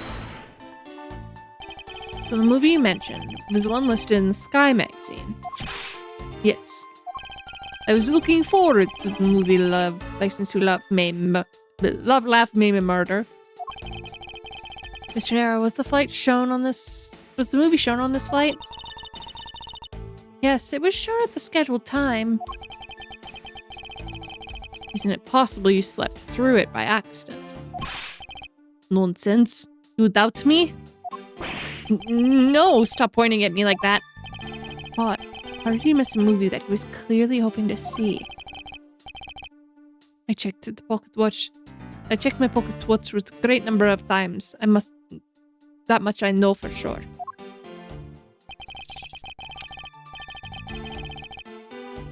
And this is where we have our contradiction. Because if we actually look at this... Oop, wrong one. This one. Objection! There was an issue there. Mr. LeBlanc, you said just now in your testimony. Is that the flight attendant next to Edgeworth? Yes, that's one of them. Is she single? I think so. I can look. I even set my pocket watch for the destination time when I came on board. Now, if your watch has been set to our destination's time zone, that would mean your watch is displaying the time of our destination. Yes, and the correct time is worth at 6 cents. I'd like you to take a close look at this. If you believe this Sky magazine, clocks on this flight run accordance to the time of our departure time zone. Of course, the movie's schedule is also created with that in mind. Miss Gennaro, for confirmation's sake, what time zone is this flight aligned to right now? Well, we made a short stop at a transfer point. That's right. It was a small Asian country in the Republic of Zenfa. But I didn't readjust our onboard clocks at that time. So right now we're still running on Borchnia time. What? Time difference between Borchnia and our destination is 9 hours. In that case, it's only natural that your watch should be out of sync with the schedule. Wah! Further, with your analog watch set to our destination's time, it would appear to be running about 3 hours fast when compared to the flight's onboard clocks.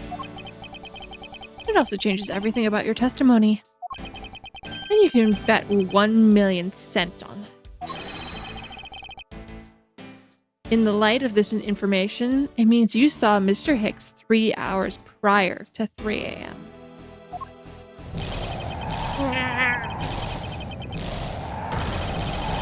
My 1,000,000 cents! They should clear up all the remaining accusations. Hi, Captain. How are you? I hope you're doing well. So this basically widens the time frame of the time of death, right? Yes, because Mr. LeBlanc saw the victim enter the elevator at 3 a.m. It means that the time of death could be anywhere between 3 and 6:15. The only question now is, where was Mr. Hicks during that span of time, and what was he doing? That's good. I'm glad to hear you're doing well. I hope everyone is resting and taking time for themselves. I got something to say. And you are? Yeah,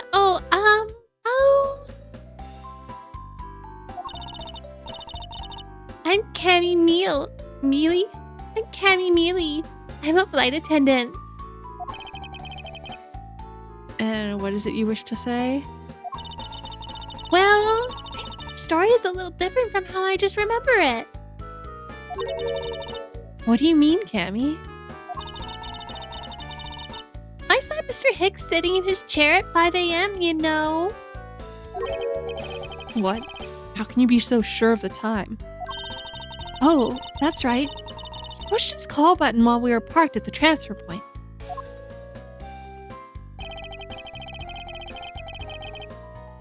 Ah, the stop we made for refueling and cargo transfer at Zenfa, right? Yes, That was from 4 to 5 a.m. according to our clocks.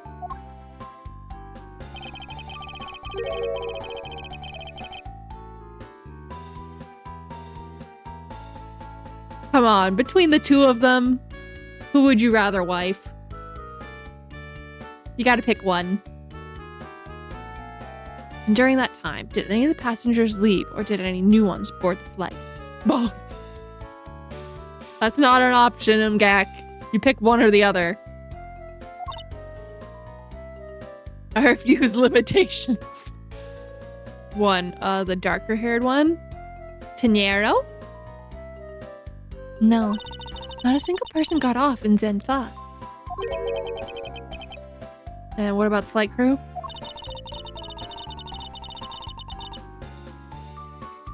Tenero is cute.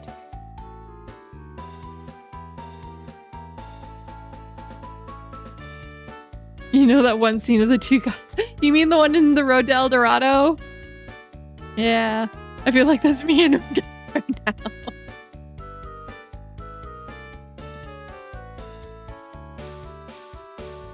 Like both is good. The few who are handling the cargo transfer might have temporarily gotten on or off.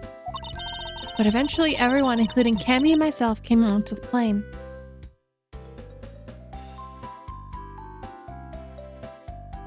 Okay, I'm gonna say something.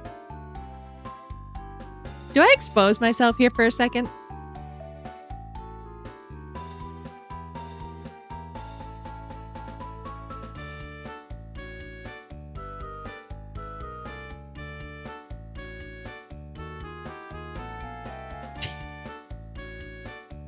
No, I'm just not exposing.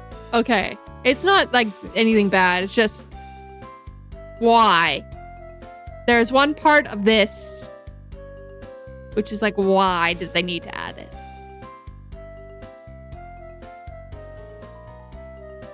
You know?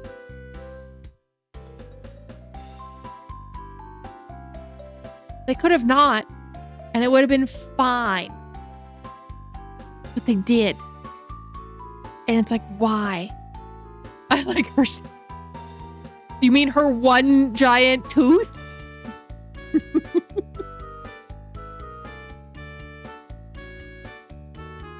her singular giant tooth? Yeah, we censor wine, yeah.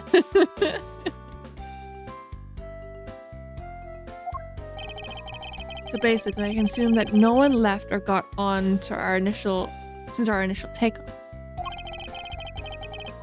Interesting. I should keep that in mind. Refueling in Zenfa jotted down. Yeah, and I answered his call. I can tell you that Mr. Abby Hicks was there in his seat when we took off again around 5 a.m.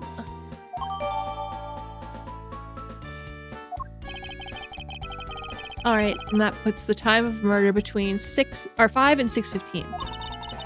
Okay. Now what time did you come down to the lounge, Mr. Edgeworth? I remember coming down almost around the same time as we left the Republic of Zenfa. Ah. You were here the whole time from 5 years? Then you are the only person who could be killer. Mr. Edgeworth, were you really in the lounge the entire time from 5 a.m. onwards? Unfortunately, yes. But then, how do you explain the footprints? Is that not obvious? That man waited for Mr. Hicks in the lounge, waited to kill him, then put his corpse in the elevator. That's when this turbulence happened. My eyewitness testimony may have been mistaken. But what time I saw Mr. Hicks enter the elevator on the 16th floor does not matter. I can't do that voice for long. I don't know why. Because the incident concluded here in this lounge. Everything happened in this lounge. Is that what you really believe, Mr. LeBlanc? What? Do you have another idea? I simply feel like there's something out of place in the scenario you presented. There's something that can tie this crime to a location other than the lounge. Oh, this guy. The little good guy. The little tanuki. I think he's a tanuki or a raccoon. Him. He's from the gift shop. Take that! Right? The murder weapon, the little piggy bank sold at the in-flight gift shop. Sold only, and is only display. Not only display. How did it find its way here? Didn't you find that a tiny bit suspicious? A trivial point. I guess. I fucked up. Is there no way to win against this man? Oh! I didn't fuck up. I thought I fucked up. If I may. What is it? You see, well, just as Mr. Ezra says. Oh? And why do you know this so well? Well, it's just that that piggy bank was in the gift shop. I saw it with my own eyes. And when was that? It was maybe around 5:40?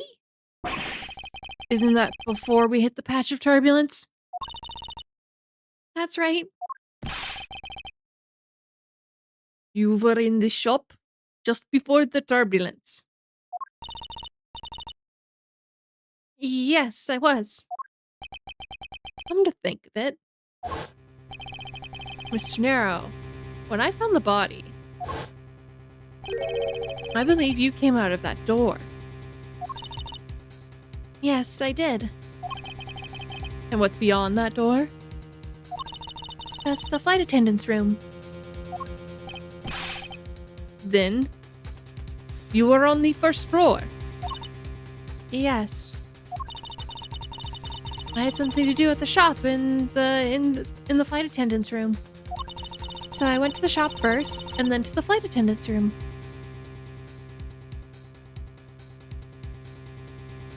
That lady has so much hair, Jesus Christ. I mean, okay. I have that much hair right now. Like, hold on. Like,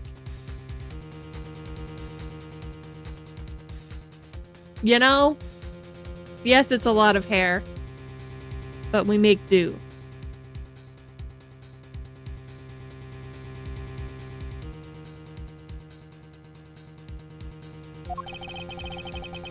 Are you saying you passed by me at some point? Yes, you seemed really into that issue of Sky magazine you were reading at the time. I don't suppose you noticed me walking by. I vaguely recall someone walking by, but I didn't take notice of who it was. Anyway, the piggy bank was definitely there at the gift shop when I was there.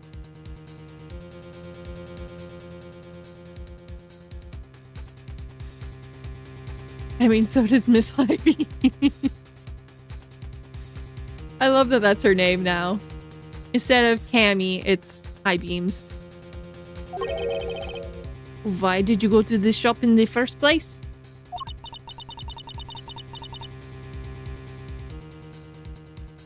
I went there for a work matter. Work, you say? Yes, the upkeep of the shop is also one of my responsibilities. Why did you not say anything up until now, is what I want to know. In any case, I believe that it's clear that the shop needs to be investigated as well. Shall we head over there then? What is it now? Aren't you forgetting something, Miss Rhoda? Don't you need the captain's permission to check the shop? No, I haven't forgotten. But I've already asked him for permission to search the entire plane. So I think we're all right. That's weird. What is? Well, I just talked to the captain, see? And he said that he didn't give you permission to do anything like that at all. Huh? What is the meaning of this, Miss Chinero? It means she's lying. Go on, admit you are. You said that you had permission to search all over, but you didn't. And yet here you are. You, flight attendant. What are you trying to do? Hold the sheep over us? The captain's calling for you, Miss Rhoda. Oh, don't worry. I already got permission to search the shop from the captain. See, unlike you, I do things the right way.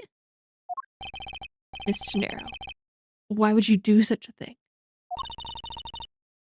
Please excuse me.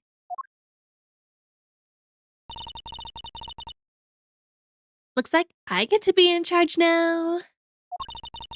Please go back to your seat, Mr. LeBlanc. Now then, Mr. Edgeworth. If you would follow me, I'll guide you from now on. My theory is that she's like a Venus flytrap. She lures you in with boobs, and then her chest opens up like the thing. It just becomes a demogorgon and just...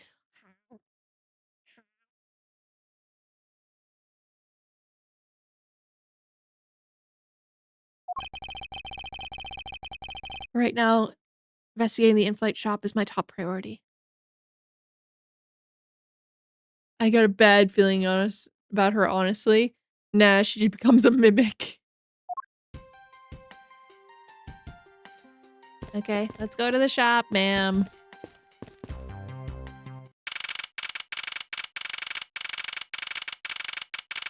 It used to be my demise.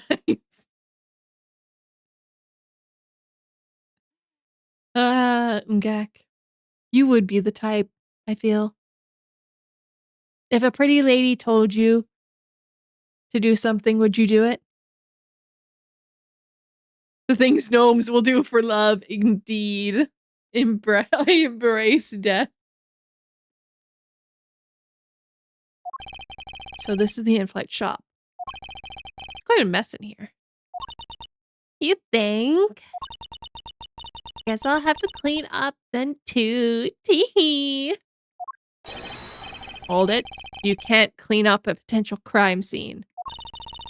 Oh, thank goodness. I hate cleaning so much. She teased like me. Oh, you two are a match made in heaven. Are you the little plushie she's carrying, Umyak? Is that you? I mustn't rush things here. I must remain calm, cool, calm, and collected. As this piggy bank was left at the crime scene. That's me. There's still a very good chance that the killer had paid this place a visit.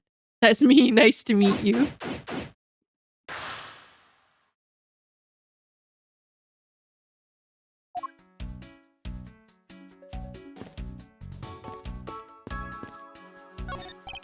The glass from the display door is shattered all over the floor, and it looks like there's nothing on display inside either. Actually, wait, there is something. What's this? A mini captain's hat? Yeah, from the toys. There are all kinds of luxury name brand merchandise on sale in the display case. And they are lined up in such a manner that screams, "Buy me," to any passerbys.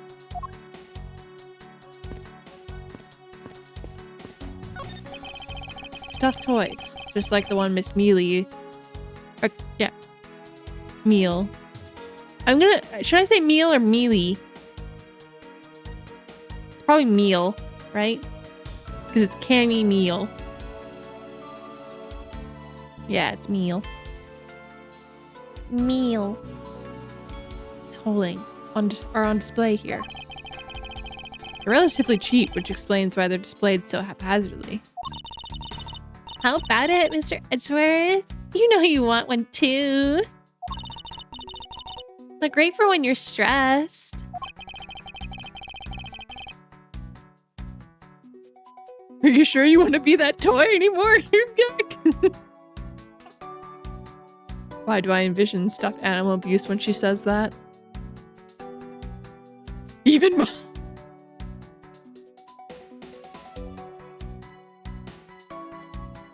Damn, okay. I didn't know my chat was like this. Okay. I don't. We listen and we don't judge.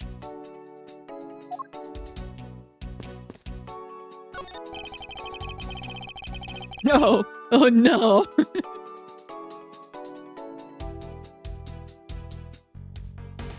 There's a wide selection of souvenirs on sale in these display cases. You know what I'd suggest? Sorry, but I have no intention of buying souvenirs on this trip. Okay, but how about you buy something for me then? It's a present. I can't think of a single reason why I'd want to buy you anything. But I've had my eye on that pendant for such a long time. And try paying some attention to me when I ask you something, and then we'll talk. I can think.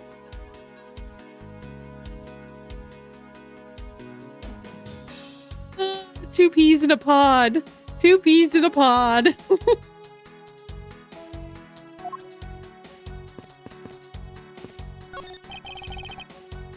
What are these? Oh, those are our company's completely original line of suitcases. They're practically flying out the door. That's how popular they are. You should buy one and see how you like it. You won't regret it. Perhaps that's how things work on this flight, but in the real world, you try, then you buy. No way. But either way, it doesn't really matter. True. Either way, why would anyone buy a suitcase after they've boarded a plane? Anyway, see that? Just look at the Captain Ugo's head painted on it. Cute company mascot, isn't he? They're painted on with a lot of care. Doesn't he look like he's about to jump out at you? It's certainly making something jump inside my stomach. I guess there's no fooling your refined taste. You look like you really wanted to get one. And I thought I was going to finally make my first sale. But you saw right through it. Glad that's done though. Never make me try to give you a sales pitch ever again, okay? But I never showed any interest in it to begin with. Teehee. It really is pretty horrible, isn't it? You want to know something? This suitcase was designed by Miss Rhoda. Miss Tenero designed it. Yeah, it was a company-wide contest. Well, it does have a very sharp design sense. Sharp? Like stinky sharp cheddar, maybe. I have no idea why the bigwigs decided to go with it. It's just so... bleh. Miss Tenero designed it, did she? It's definitely not what I would have expected. You okay? I'm fine. Please watch yourself, Miss Neely. Letting a suitcase freely roll around has got to be a safety violation. Oh, here, I'll put it back.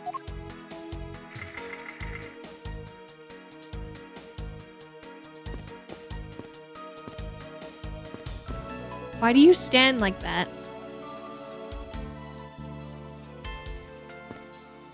That can't be good for your knees. Inside this place, there's a row of lifesavers and life vests for sale. We sell a lot of those during when there are some kinds of accidents or something. But some people buy them even when there's nothing going on. How about it, Mr. Edgeworth? Care to buy one? She's just quirky with it. It looks... What is that pose? Okay, this is gonna be a niche fucking... Well, I guess it's not niche. I thought it was gonna be niche, but no. What's that meme from the fucking Dress to Impress? Pose 28 or whatever. She's doing pose 28. Not gonna lie, I love the way Edgeworth stands. Mm-hmm.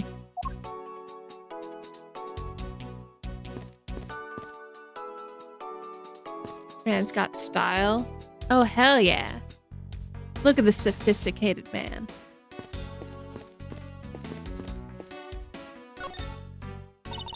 I don't know much about the shop, but you can still ask me about whatever.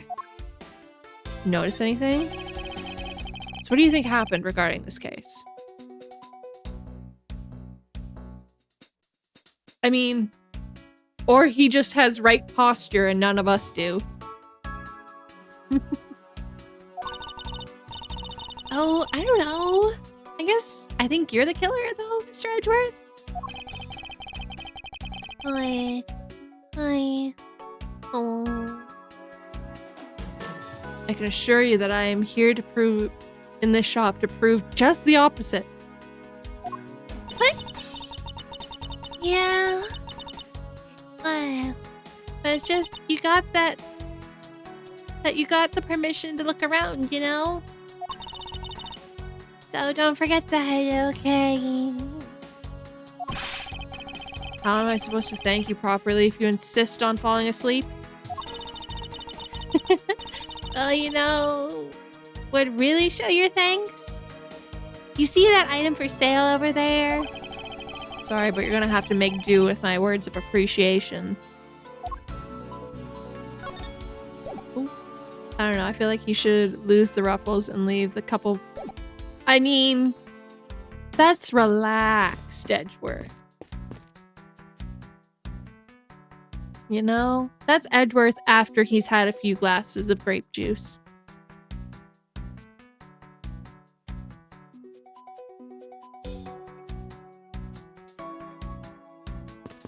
I would be, nope, I'm not gonna say that. I'd have a few glasses of grape juice with Edgeworth. And then maybe, hopefully, we'll see what happens with the ruffles and the buttons. Mm-hmm. But like I said, yeah, mm-hmm. Okay. Q. Is the hat from Mr. Ugo?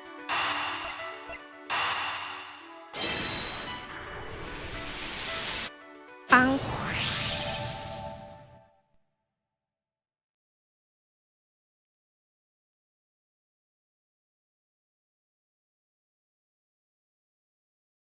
Feels like someone's been hitting the grape juice already. Who?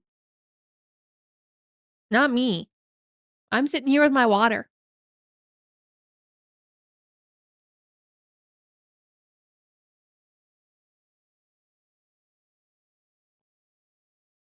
Mm-hmm.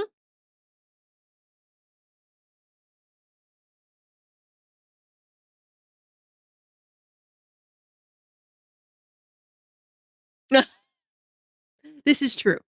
This is very fair. That's very fair. An eye for an eye, I suppose.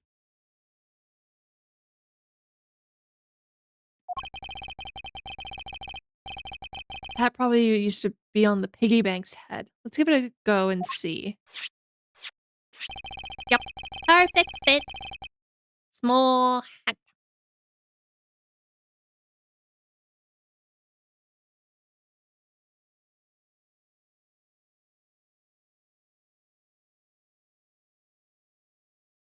I believe this piggy bank was forcibly removed from the display case. Does that mean the killer broke the glass to get at it? Eh? Really? Don't tell me you don't know what things go where in this shop. No worries, Furface. Have a good night. Make sure to give the wife cuddles.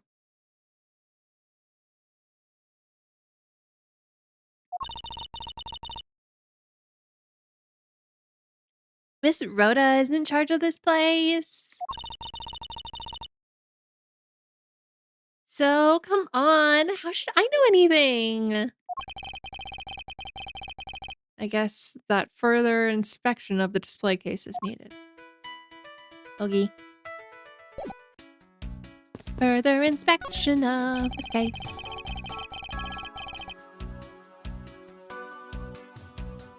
I won't rest until I've I've inspected every suspicious looking in the pink corner.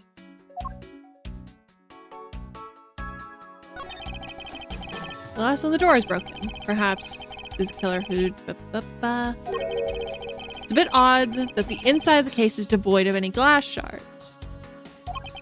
Plus, the glass is broken rather cleanly. Ah! What is it? I touched the glass and I cut my finger. It hurts, Mr. Edgeworth. It hurts. Please tell me you can deal with such a minor cut on your own.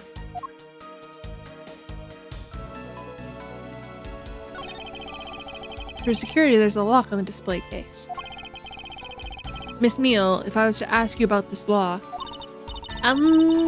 Whoever's in charge of the shop is Miss Rhoda, so... She's got the keys for all the display cases.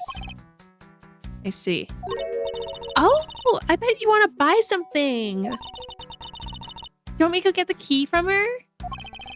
No, that's all right.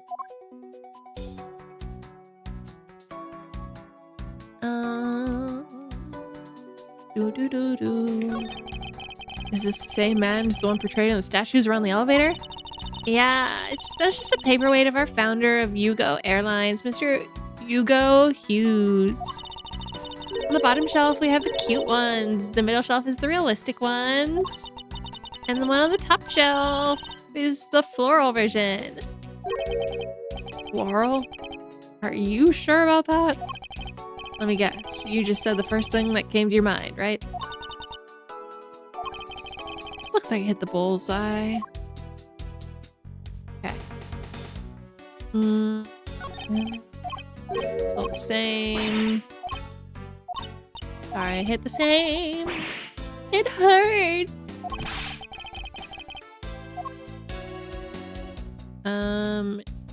T.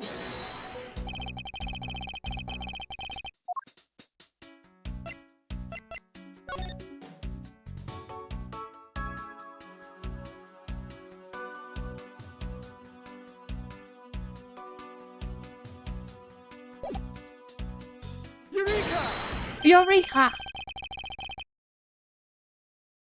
There's definitely something very unusual about this. About what? If the killer had broken the glass to get to the Captain Ugo bank, there should be shards of glass inside the case itself. Oh, I see. Yeah, I guess there'd be like that. Remember to hit T with conviction. This is correct. I should have hit T with more conviction. However, there's not a single piece of glass inside the display case. Nope, there isn't. Which means that the glass was broken from the inside out. The piggy bank must have fallen over from the turbulence and right through the glass. Yeah, that's for sure. There's so much glass all over the floor. I'm willing to bet that the hat was knocked off its head at that time too. What? That's nice. Which leads me to believe that the killer took the Captain Ugo bank from here after the turbulence.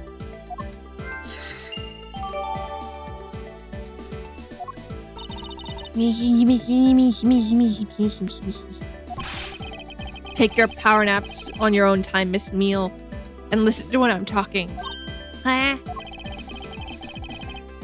But the murder occurred before the turbulence, which rules this piggy bank out as the murder bank. So, you mean the bank's not the real murder weapon? It's a fake? Yes, at this point, it's a very real possibility. So what if when the killer went to take Mr. Captain Ugo, they broke the glass by accident? The display case is locked, so that's highly unlikely. Yeah, but there is one person who could have. Oh, and who would that be? Miss Rhoda, of course. I mean, she's the one in charge of this place, so she has the keys to everything. Miss Rhoda Tenero.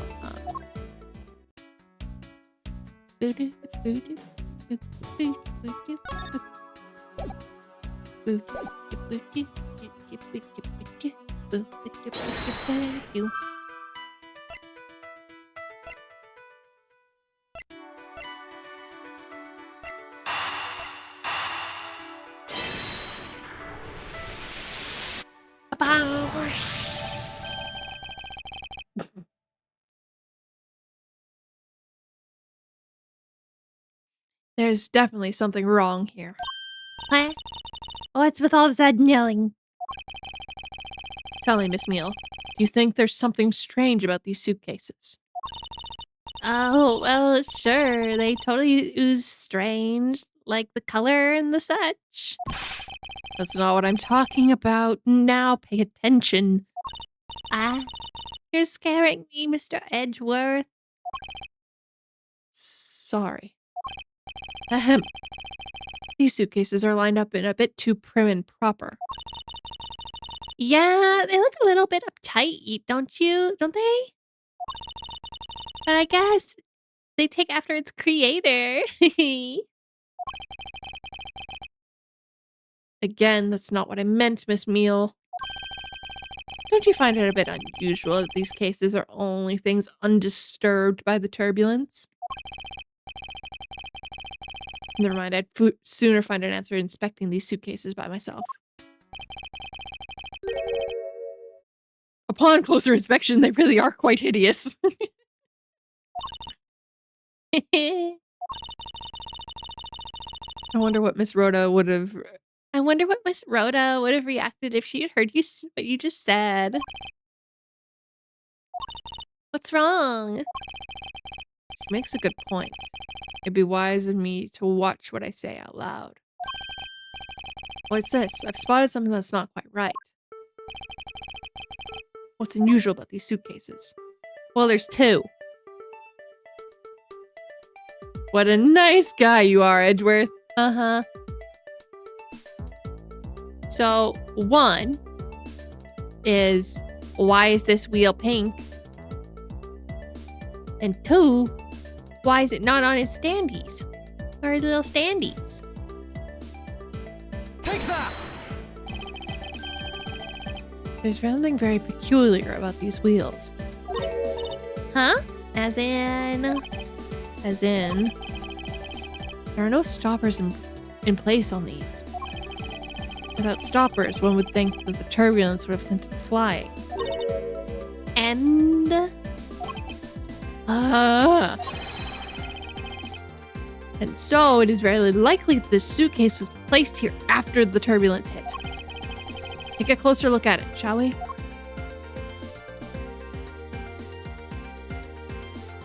Okay, well, there's wheel. What's this? The wheel is completely covered in something. Its color and the scent. It appears to be in question. The substance in question is grape juice. But why would there just be juice on a wheel of a suitcase? I wonder. Can we open it? It would appear it's unlocked. Let's take a look what's inside.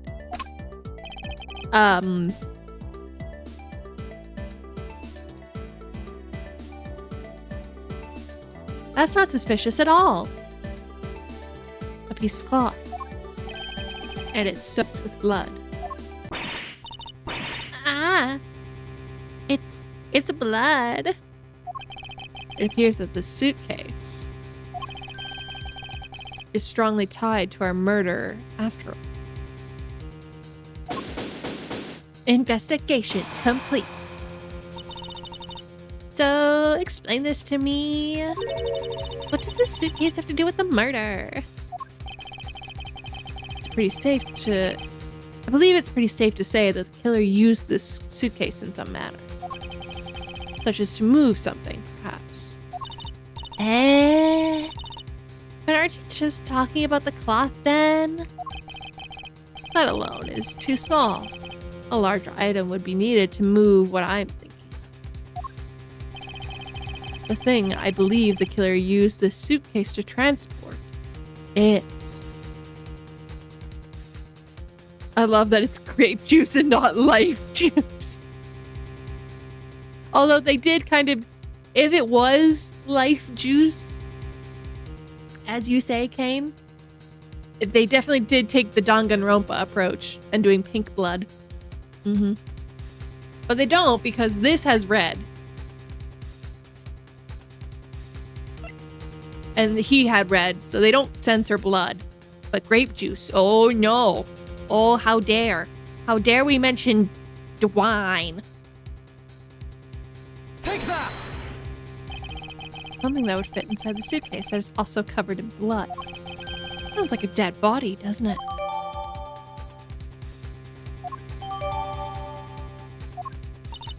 But, in light of this, I'd say that Mr. Hicks was moved into the elevator from someplace else.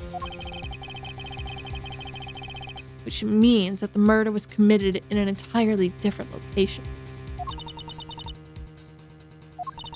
So you're saying that after moving the body into the elevator, the killer brought the suitcase in here and just left it? Exactly. What is it? Nothing. Just that...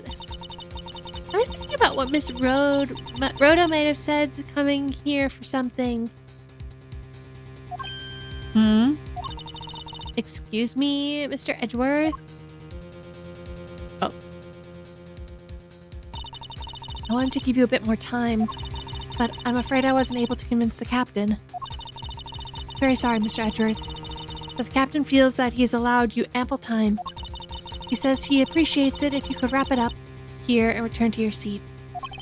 I understand his sentiment. However, if I'm not allowed to complete my investigation, the crime scene may become contaminated by the time we land. If I must stop, then I insist that I be allowed to oversee the preservation of the two sites. Under your supervision, of course. If that is your only condition, then I believe we can accommodate your wishes. I'm here to assist you in any way I can, Mr. Edgeworth. Sounds like fun! We can camp out and watch over everything together! I found proof that the real crime scene was not in the lounge. And I even have enough evidence to prove myself to be innocent of any wrongdoing. And yet, regardless of what Miss Meal reminded me about Miss Tenero, I cannot allow my investigation to end here. The truth must come to light.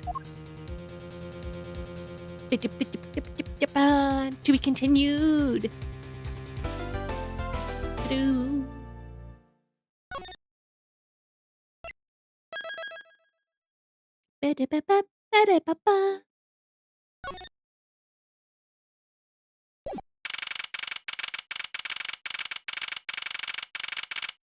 March 12th, 1 p.m. local time.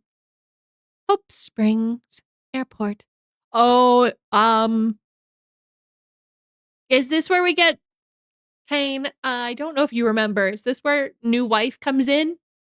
There's many wives in this chapter. She is imminent. Okay, thank you. New wife? Ungak has already claimed her. I know that once we landed, I'm supposed to let the local police take over. And thanks to Miss Chinero and Miss Meal, I was able to preserve the crime scene. But I just can't shake it. I wasn't able to talk with Miss Chinero in private.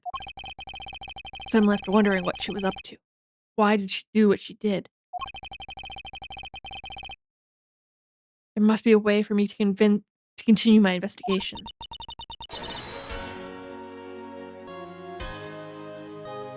Oh no, how do I do their voice? How do I do their voice? I want to do them justice.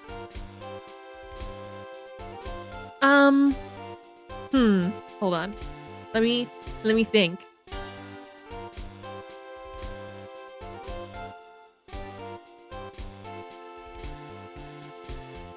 Maria, but not fun. Or Ham. Who is? I'm like, who is Ham Girl? I was so confused who Ham Girl was. Maria, but not fun. No, it would be Pauline, but angry.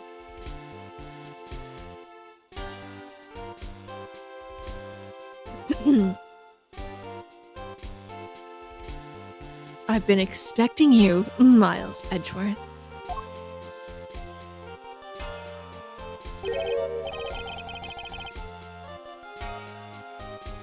Franziska, I thought you were still in Germany. I go where I am needed. And wherever there are criminals to be caught. Her name is Franziska von Karma. The daughter of my mentor, Manfred von Karma. She, like myself, is a prosecutor. Are you heading up this case? It'd be a bit of relief if you are. Don't you dare try to flatter me. Miles Edgeworth, I am placing you under arrest. What? It's quite frustrating, actually. I'd hoped to exact my revenge on you in a different venue. But I'll have to take what I can get. I never thought I'd see the day.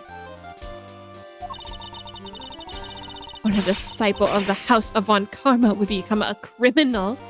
Be no shame. Wait, this is all a big misunderstanding. I didn't kill the victim. A misunderstanding. I heard all about the murder over the police radio from the captain himself. You waited for the victim on the first floor, and then you beat him to death. Franziska, do you honestly believe I killed a man? I suppose I should reserve judgment till I've had to investigate this for myself. I can put your arrest on hold until then. As it should be. I don't need a lecture on how to perform my duties from you, of all people. To be perfect in every way, that is the fulfillment. The fulfillment of that creed alone is all I strive for. And I messed up her line, so I did not do her justice. I am sorry, Franziska. Well, I have my own creed that I must fulfill, so why don't we solve this together? I have to get going. The crime scene awaits. Don't you dare leave town. Trust me, I have no intention to. Detective Gumshoe! Yes, sir. Too slow. Ow. Listen up.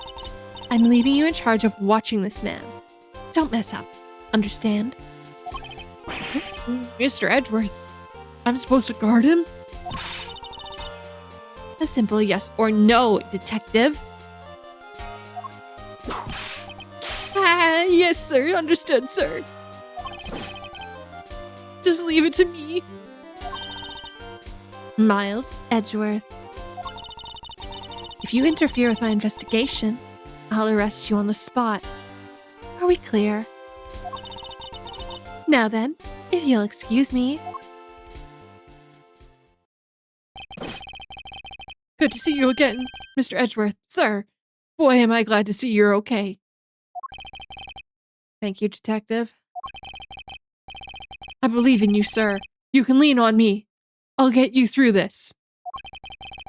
I have to admit I'm a bit curious as to what Francisca is up to. Maybe I should ask the good detective. Very well. In that case, I have a few questions for you.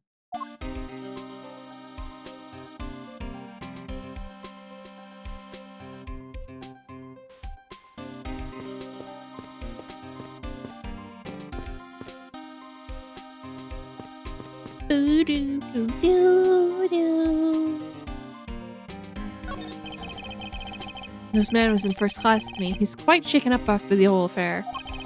I did it. I made the whole flight. I'm not scared of turbulence anymore. He must have been pretty scared. He's repeating that same thing over and over again to himself. Looking from behind, I feel like I think I've seen this man somewhere before. Yum, yum, yum. In Soviet Russia, world flag lunchboxes eat you.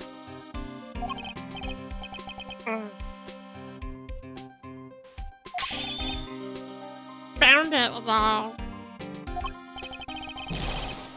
Oh, I can feel a wave of creative powers coming on.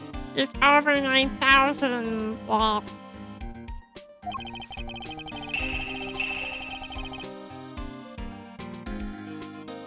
For my next book, Marie, it's going to be Steel Samurai, Way of Near Old Tokyo, versus World Samurai, Champion of Earth.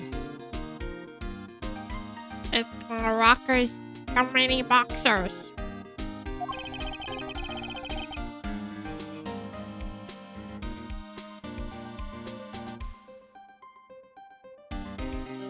Is that what you wanted? It was either that or We'll do with a voice like this. You're a Steel Samurai.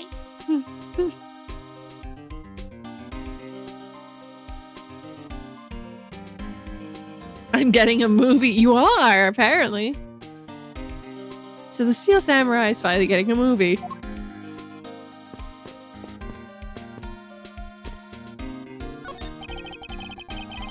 What a view of the planes preparing to take off.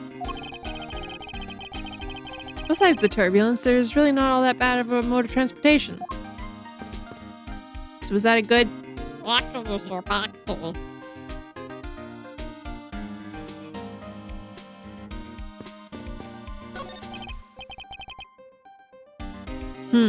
Lunchland.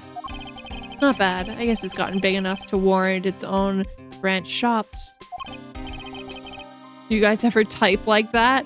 No, never.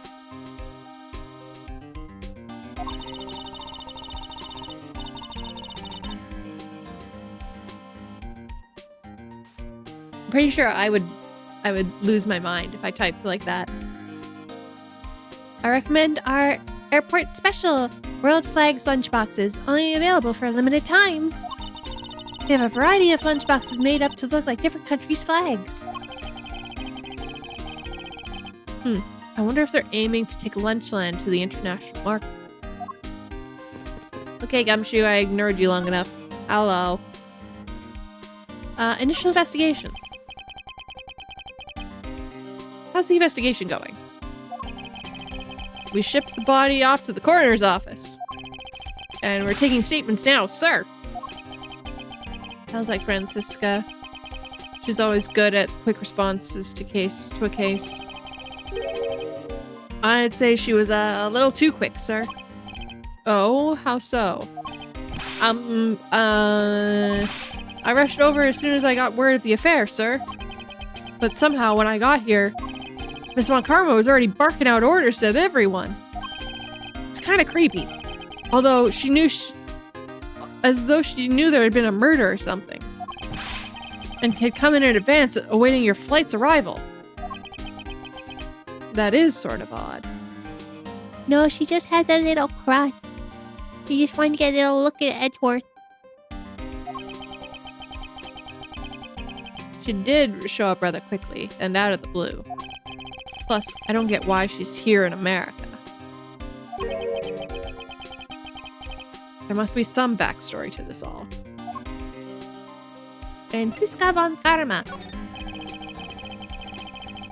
Miss Von Karma kind of popped up at the prosecutor's office about a week ago, sir. Something about chasing down leads related to a certain incident. No details? It's kind of top secret, so she can't really talk about it, even with me, sir. Knowing her, the only type of talking she likes to do is with her whip.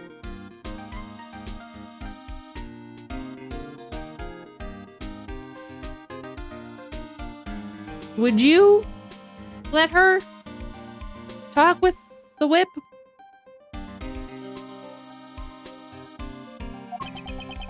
Plus, I doubt the top secret part of that was what actually stopped her from talking to you, detective.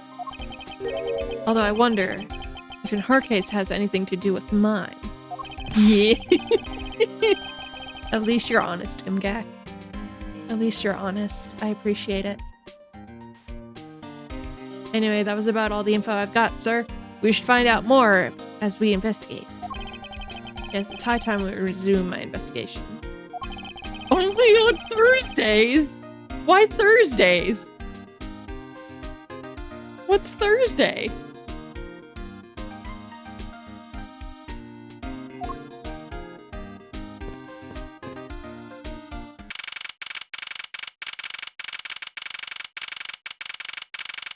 We're back in first class. So you must be the captain. Why, yes I am, and who might you be? I am the prodigy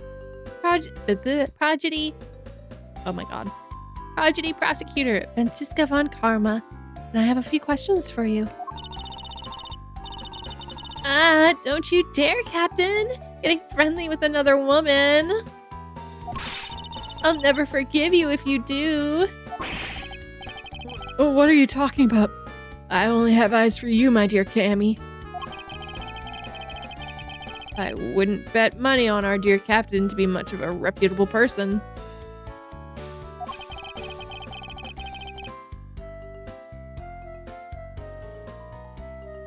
Are Thursdays what days?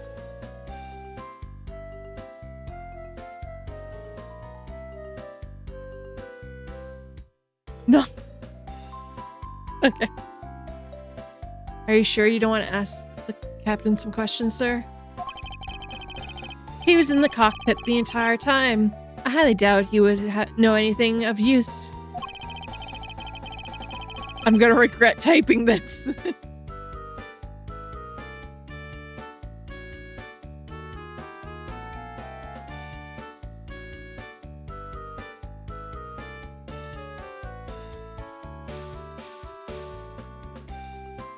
Yeah, I don't know how that one didn't get blocked by Automod.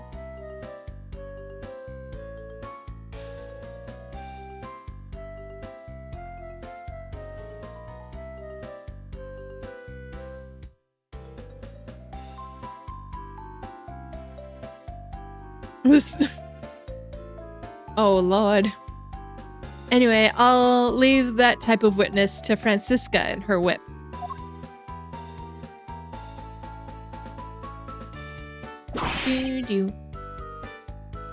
He got whipped. I have a feeling he might have liked it, though.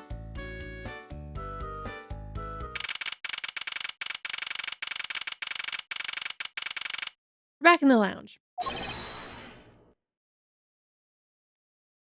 Now see here.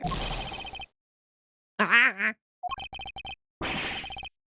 Sorry, I'm sorry. How long do you intend to hold me? It is impossible for me to be the criminal, I told you. Mr. LeBlanc. Oh, it's you. Tell this man to stop stopping me from going. Time is money. I don't even have 1 second of wasteful time to spend. Hello, sir. Sir, you cannot go in there. I'm Miles Edgeworth. I'm one of the prosecutors on this case, so please let me through. I'm very sorry, sir. No one is allowed to enter without Miss Von Karma's express permission. But I am on the case. Yes, I understand that, sir, but I also have explicit instructions to not let you through on from Miss Von Karma. Why would you do this to me, Francisca?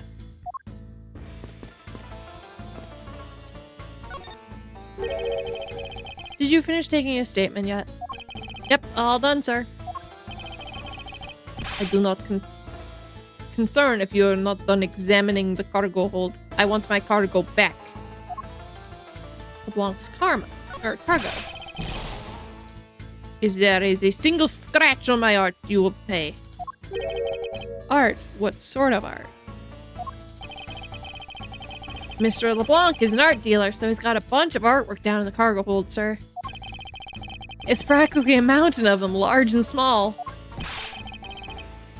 From folk costumes to stone statues, I sell all kinds of art.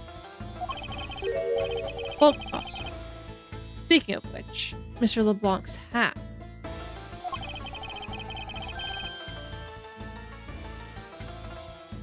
Kind of looks like the other piece of cloth.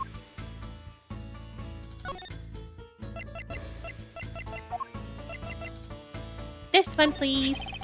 Mr. LeBlanc, can you take a look at this for me? Oh. That is Borgonian cloth. As I suspected, your hat is made of the same material, I suppose. Yes, of course. This fabric is very famous. Others come from us over the seas for more. And then this cargo you're talking about earlier. No, no, no. My cargo this time is much, much, much gigantic. You, detective? When can I have my cargo moved? You can have your cargo back when we're done investigating, pal. The stubbornness of you police. It is no good. It is no good for the attendant to refuse to exit the attendant's room too. The attendant? I wonder if he's talking about Miss Gennaro. Yes, he is.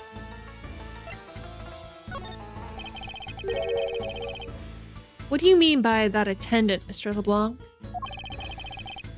She was taken into attendant's room for her interview. And then they still have not come out. They make no sign of coming out either. I finished my own interview much earlier, quicker than her. Why is Miss Gennaro's interview the only one that's taking up so much time? Miles Edgeworth, you were given free rein to examine the plane, weren't you? Yes, I was able to obtain the cooperation of the flight attendants. Speaking of the attendants, I'd like to speak with her. Or I'd like to speak with Miss Gennaro. I wonder if you might grant me permission to enter the attendant's room.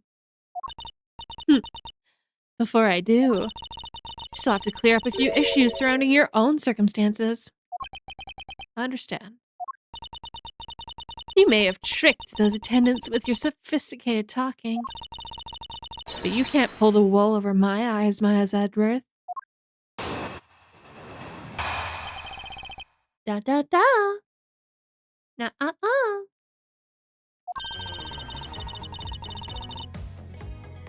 Let's not complicate things and go with the most obvious conclusion.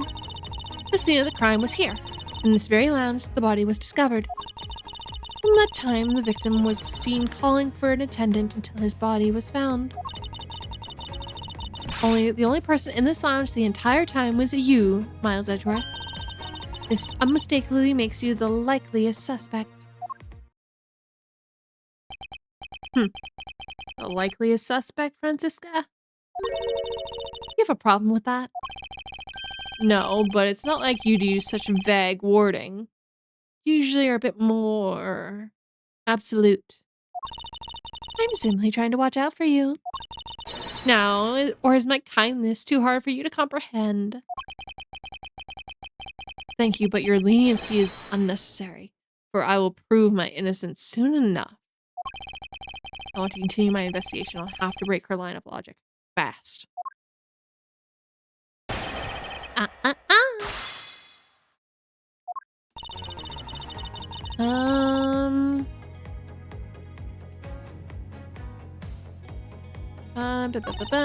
Let's see, the crime was here. We don't know that. Hold it! So tell me, Francisca, do you know all there is to know about the crime scene? I know all that I need to know in order to arrest you. And nothing more. Are you saying there is more that I need to know? Why did you whip me, sir? Sorry, Scruffy, my hand must have slipped. It appears Francisca doesn't have all the facts of this case yet.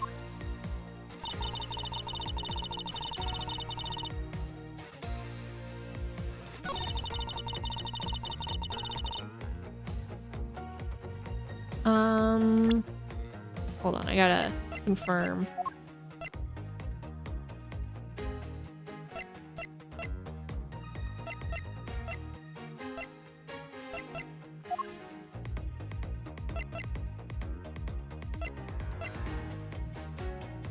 Objection! This one? It's not. The music keeps going. It's not right.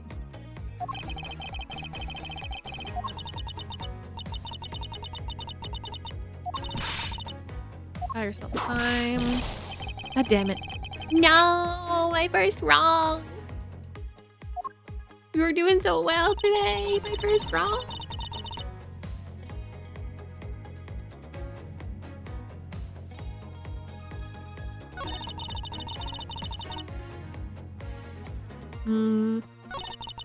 Maybe I need to press that.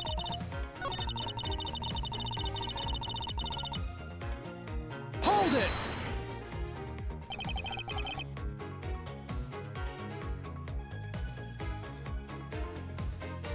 Wait, does she actually have a whip and goes around whipping people? Yes.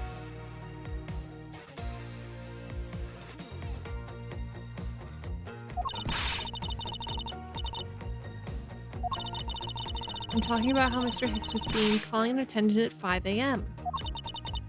And then from that time, after that call until the body was found, only person.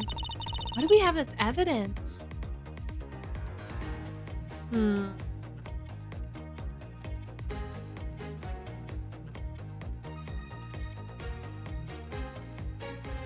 Heck?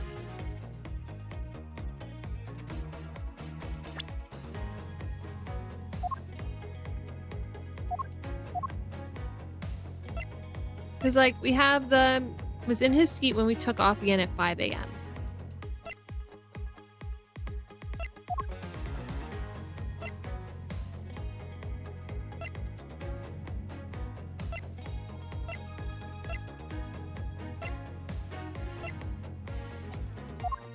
Also, because I didn't do it the last case before I continue, we do have profiles for everybody. So I don't know if this will change Umgak's wife rating at all, but we'll see.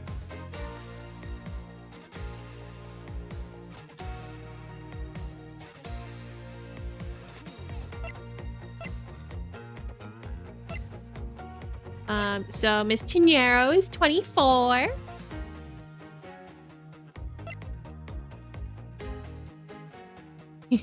Mr. LeBlanc is 62. Cammy is also 24. Gumshoe is 32.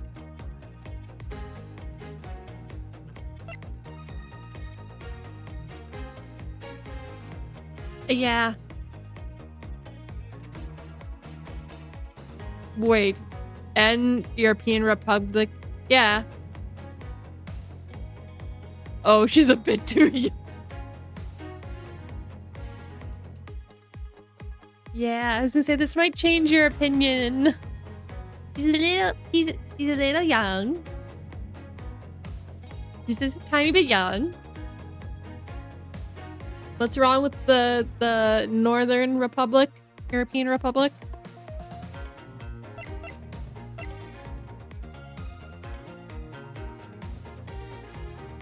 Is one of Ungag's people. Must be.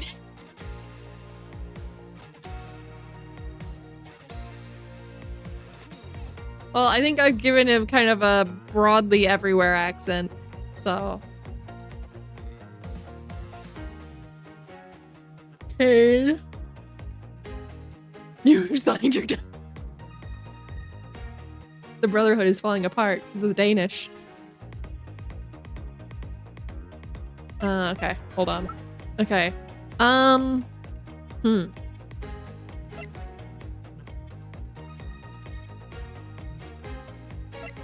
Even if Mgek wants to kill me.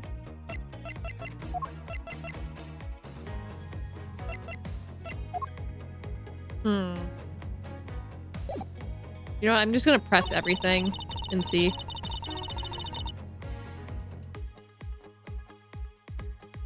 Hold it!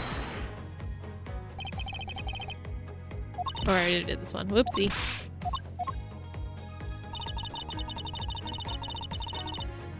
Hold it! Well, it was true I was in the lounge the whole time. The fact that I was alone does not make me a criminal. Objection! We'll see about that conclusion at the end of the. We'll see about that.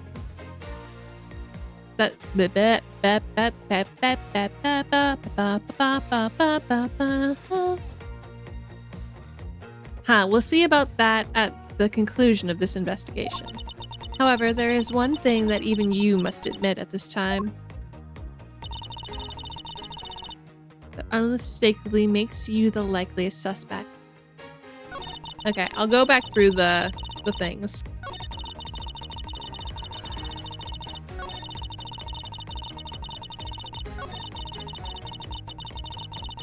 Let's not overcomplicate things and go with the simplest conclusion.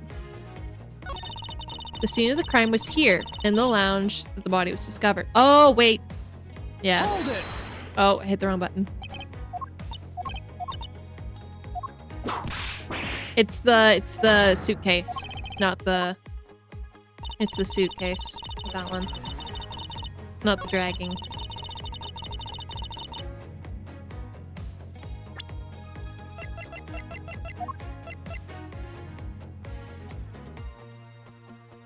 Objection! There it goes.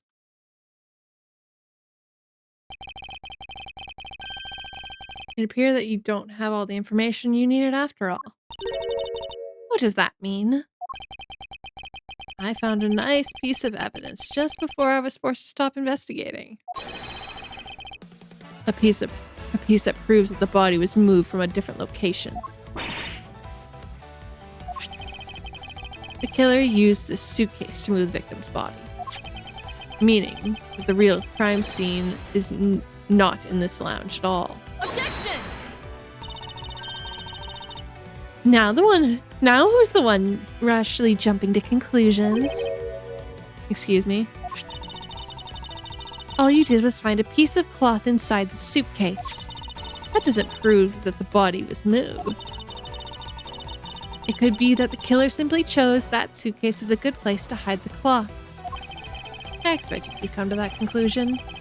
But it seems I cannot escape that reality. You should know better than that. Avant Karma is perfect in every way. Yes, but do you know that the killer definitely wheeled that suitcase around at some point? Objection! As if there's proof of that. Or is proof that the suitcase was moved around?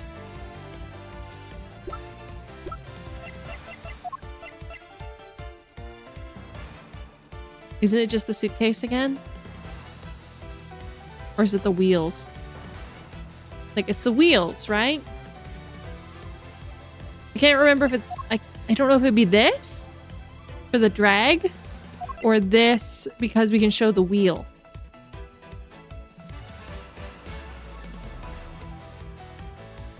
I'm gonna do this.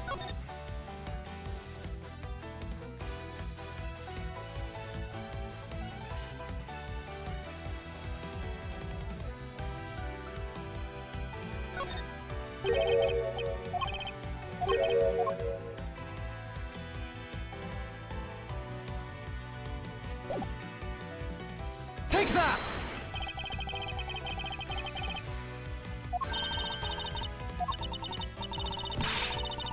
You're an ignorant whippersnapper. What? You're just a whip snapper.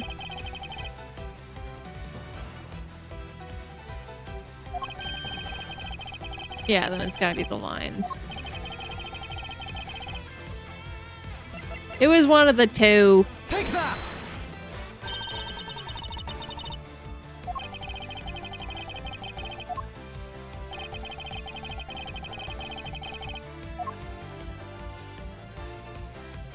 Take that! This mark here, wouldn't you say it looks suspiciously like tracks from two wheels? I suppose. Further, there's also grape juice residue on the wheels of the suitcase. See, like...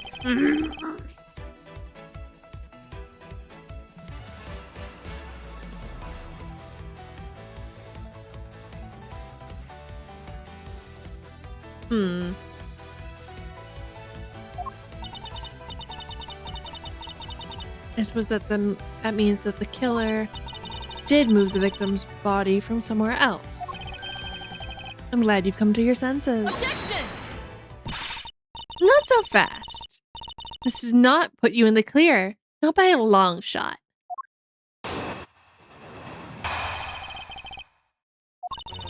You prepare yourself and acquire the piggy bank before the plane hit the turbulence. Then you waited for the victim in the lounge where you beat him to death.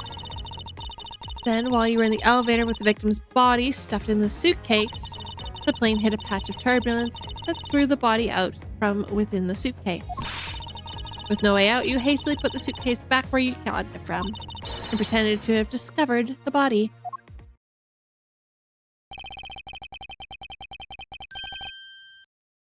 Not a bad bit of logic for something you thought of on the fly.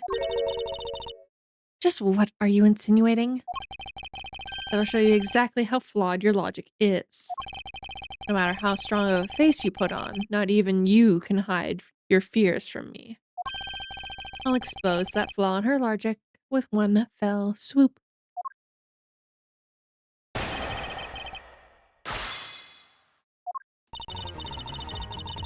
You prepared the piggy bank before the plane hit turbulence. Now, I don't think we actually have... No, we don't.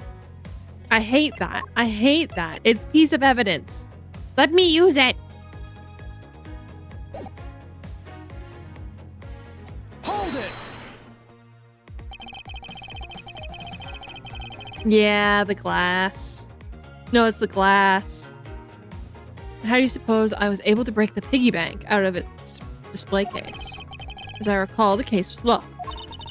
That's easy. If the case was locked, you simply had to hit the glass, like this.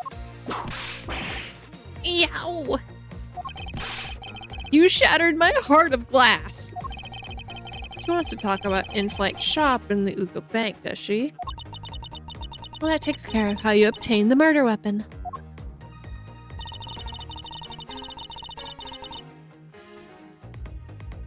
Poor Gumshoe. Meanwhile, you're in the elevator with the victim's body stuffed into the suitcase. The plane hit a patch of turbulence. And the body flew out from the suitcase. With no way to put back where it came from.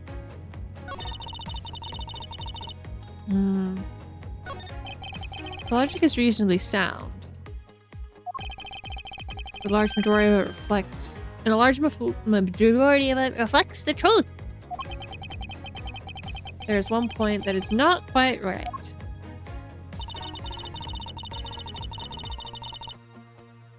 It's this one. It's before it hit the patch of turbulence, and then you waited for the victim in the lounge.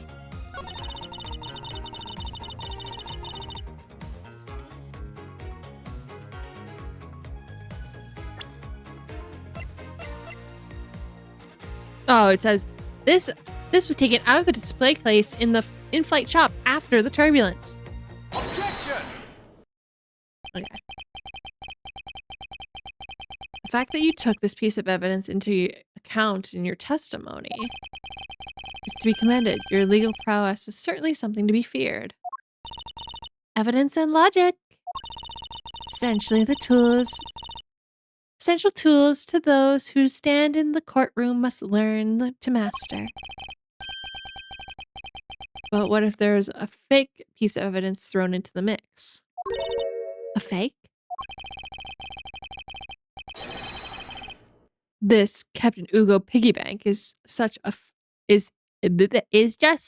fake. It is not the real murder weapon. What? Timing of when the bank was stolen from the shop was very important.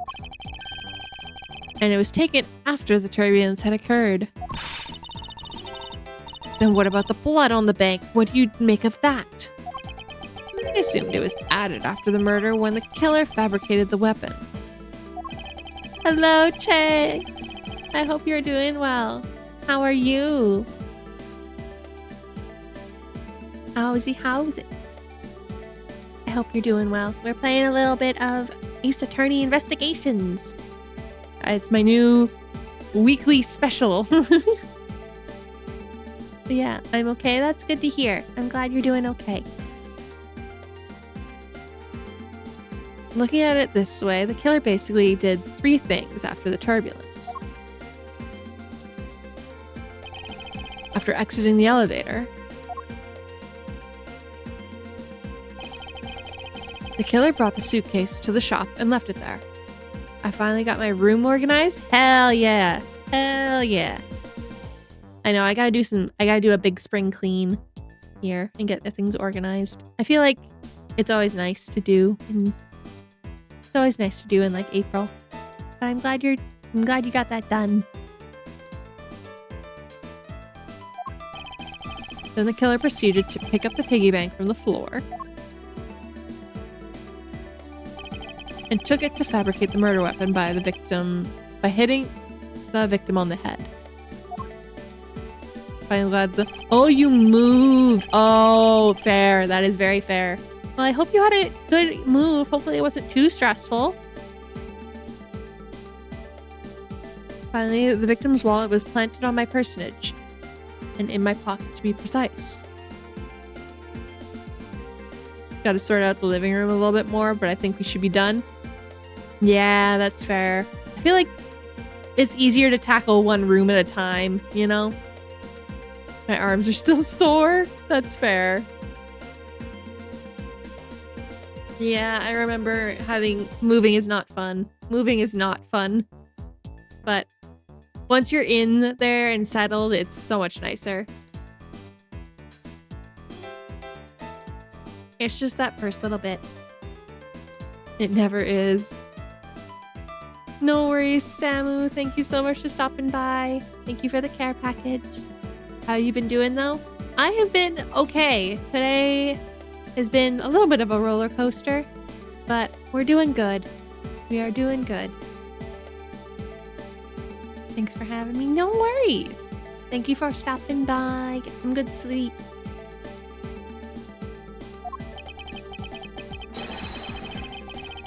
Everything was done so that I was framed for the murder of Ackby Hicks. You there. Yes, ma'am. Other than this piggy bank, was anything else resembling a murder weapon found? I didn't find anything in the lounge or in the shop that could be used as one, ma'am. Most of the items were broken by the turbulence. And all the remaining items all tested negative for any traces of blood. I see. Well, Miles Edgeworth, it appears that your stall tactics are at an end. But it's possible that it's just hidden somewhere, sir. Oh, poor Gumshoe. Poor Gumshoe. If the criminal wanted to hide the weapon in a safer place, I think the weapon would be hidden in the same place as the bloody cloth. Exactly what I was thinking. Because the cloth is hidden inside that suitcase, it signals to me that the killer had not prepared a more secure place to hide the evidence. Which means that the real murder weapon is either still on the murderer's personage or is at the real crime scene. Objection! There is one more possibility. And that would be that the piggy bank is in fact the real weapon. But didn't we just... Let me finish. The killer took the bank from the display case before the turbulence by opening the lock on the display case door. And it was at that time the glass pane in the door was broken. I'd say that's a perfectly reasonable line of reasoning, wouldn't you? Let's see. So that means the killer had to have the key to the display case. Francisca, the person you're talking about. Not so fast. I'm not finished. The person I'm talking about has also committed another sin. She tricked the captain and granted you permission to conduct your investigation. Yes, it is the sin of lying.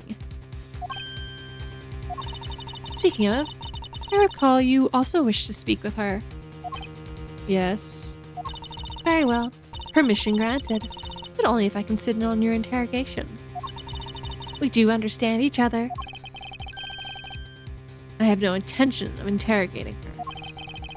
But you are welcome to accompany me if you wish.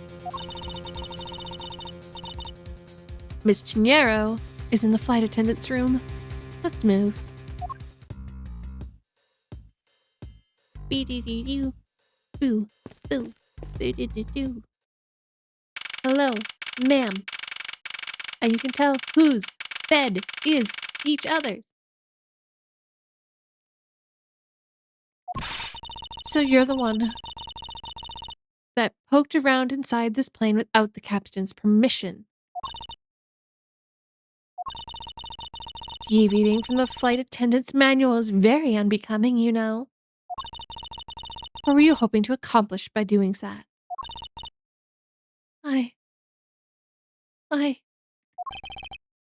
Miss Gennaro.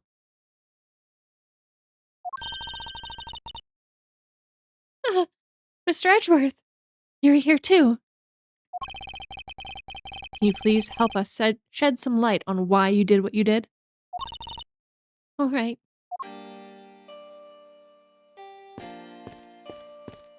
Oh, God. Look at Cammie's bunk. Oh, goodness. Oh, goodness. You live like this?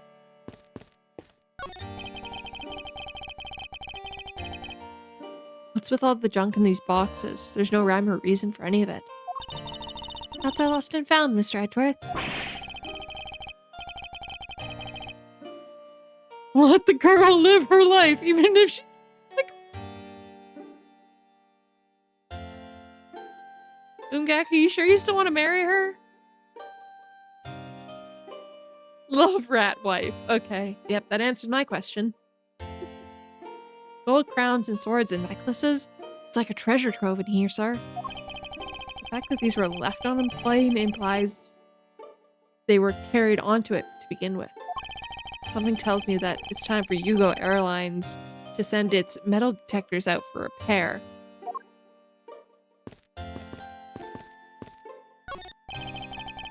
It's pretty easy to tell who sleeps in which bunk just by looking.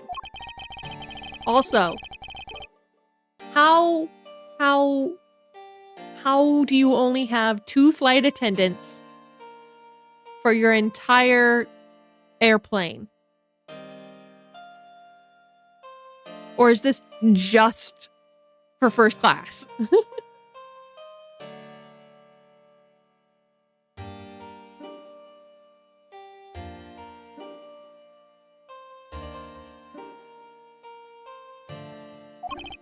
Ew, this bottom bunk is a giant mess. You solvent, squalid scoundrel of a man. You dare to scrutinize a woman's bed and invade her privacy? Yow! Well, there are some things best kept to yourself, detective.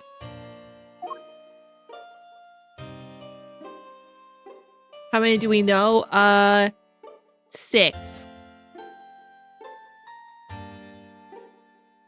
In first class.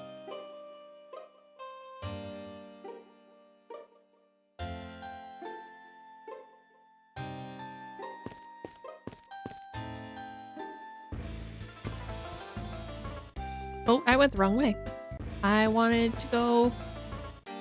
just wanted to go over here. Are we sure there are any other people on this plane? Yes, because they said there is an economy and a business class. Are these the attendants' lockers, huh? Let's hurry and examine them, sir. Why must men always be so rude? Besides, who exactly gave you permission to search through the attendants' lockers? Wait, detective. It would be uncouth of us to look into a woman's locker without her permission. Yeah, I guess so. Plus, I feel this murderous draft when I can sense a whip not far behind. One of those suitcases designed by Miss Tenero. You can tell it's hardly ever been used due to its lack of even a single scratch. Okay, ma'am. It's time for your story. Oh, she looks so sad. Captain's permission. Why did you lie about receiving Captain's permission like that? Because I didn't think I'd be able to get his permission. What do you mean? The captain, he only has ears for Cammy. I spoke with the captain a little bit earlier myself. He definitely seems to be rather taken with Miss Meal. Yes, and on top of that, I had mistakenly accused Mr. Edgeworth of being the killer. I wanted to make amends. In that case, please allow me to thank you for what you did. Thanks to you, I was able to clear myself of all charges. Really? You're able to prove your innocence? Oh, thank goodness! Miss Chinero, is it? There is one more thing I'd like to ask you. You were in the in-flight shop just before the turbulence, weren't you? Please answer honestly. Yes, I was. And why were you there? Well, Why the sudden hesitation? Francisca seems to have struck a nerve. All I did was go to check up on the shop like I always do. You're saying that it was for work, then? Yes. I'm in charge of the shop, so I keep an eye on it. I don't have any reasons to go there otherwise. After your visit to the shop, you paid another visit to this room, correct? Yes. I came back to freshen up and adjust my makeup. I'm sorry, but there isn't much else to tell. Miss Tenero claims to have no reason other than duty to go to the shop. Is that all there is to it? Maybe I should ask her about that thing.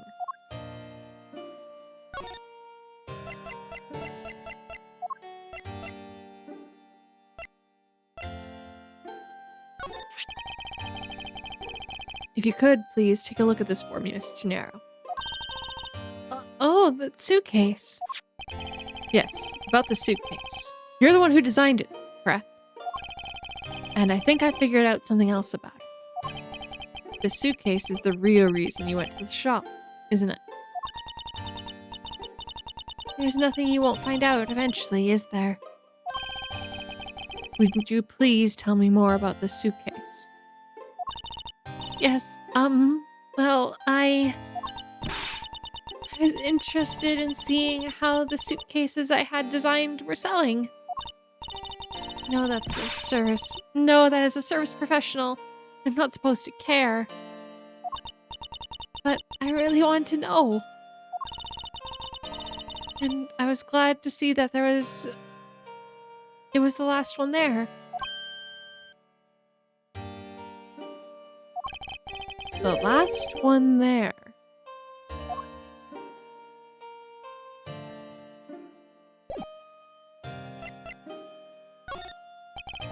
So you're saying, Mr. Nero, that the suitcase in question was the last one? Yes. They're just so popular, they're practically flying off the shelves. That's not exactly the impression I got. The one in the shop is most definitely the last one. Well, we're currently looking into that suitcase. Really? Then I guess we just sold all of them. Thank goodness. Thank you so much for taking the last one. I didn't say anything about buying it. Then say you'll buy it. I'm sorry, I can't. But why? I think you go great with your complexion, Mr. Edgeworth. It really suits you. Ah, yes. Neon green and highlighter pink. Mm-hmm. I guarantee it personally as a service professional. Well, that is... How should I put it? It's hideous. What? Maybe that was a bit too direct. Moving on. My issue with the suitcase is it isn't design, but it's the number of them remaining. Remaining?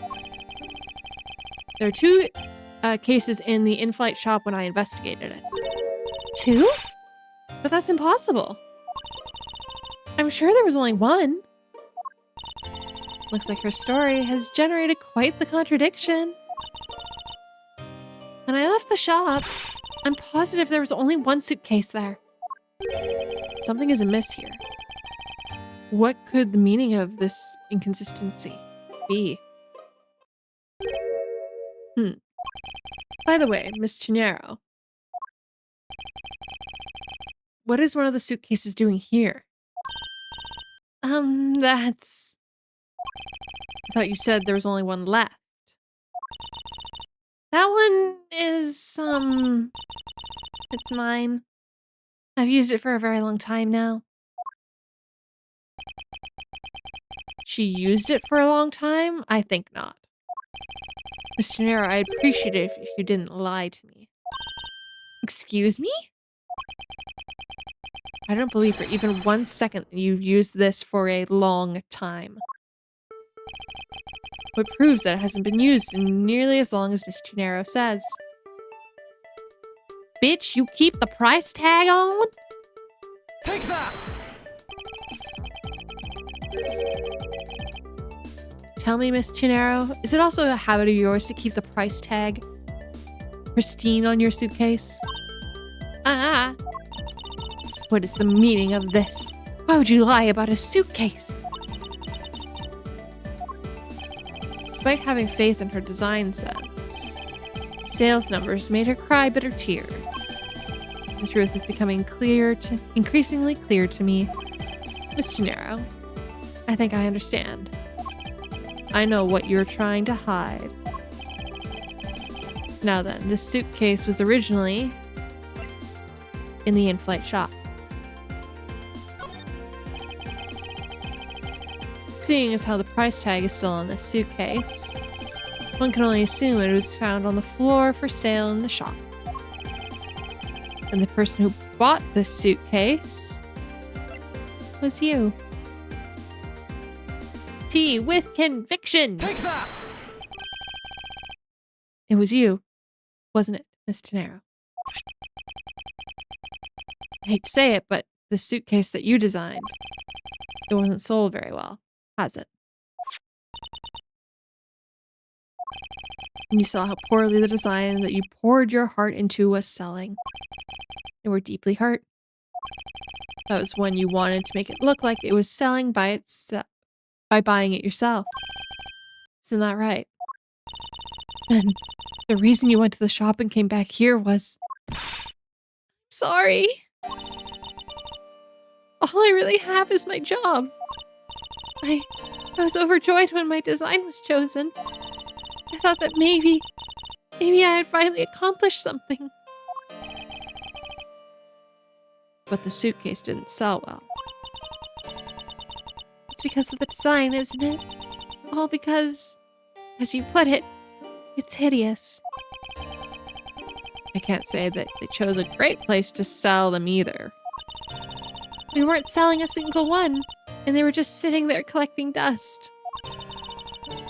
Felt so bad seeing them there day in and day out. So I decided to buy one for every flight I worked. You buy one every time you work a flight?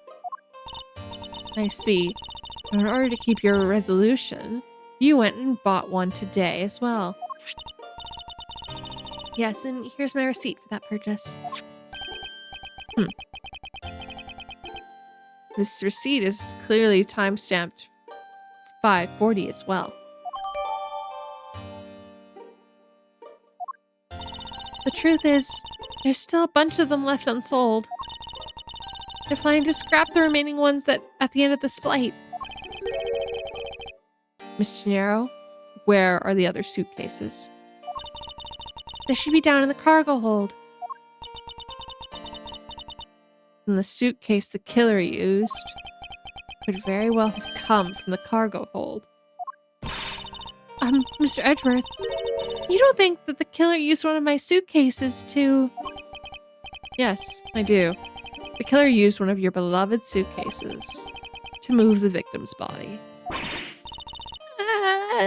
How could they? Those suitcases were meant to be peaceful partners to our passengers on their trip. All I ever wished was for them to be. That's all I ever wished for them to be. Miss Gennaro, is there any other way to get to the cargo hold other than the elevator? The only other way is through that door there. And what about security? That door has no special lock installed because just to enter this room, you need a special keycard that only crew members have access to. Which means that the culprit is someone who can enter this room, eliminating the passengers and leaving only the crew members as potential suspects. I can't believe it. Yes, Francisca? Going on these wild goose chases. You're a disgrace to the Von Karma name. And what do you mean by that? The suitcase came from the cargo hold. That fact alone tells the whole story.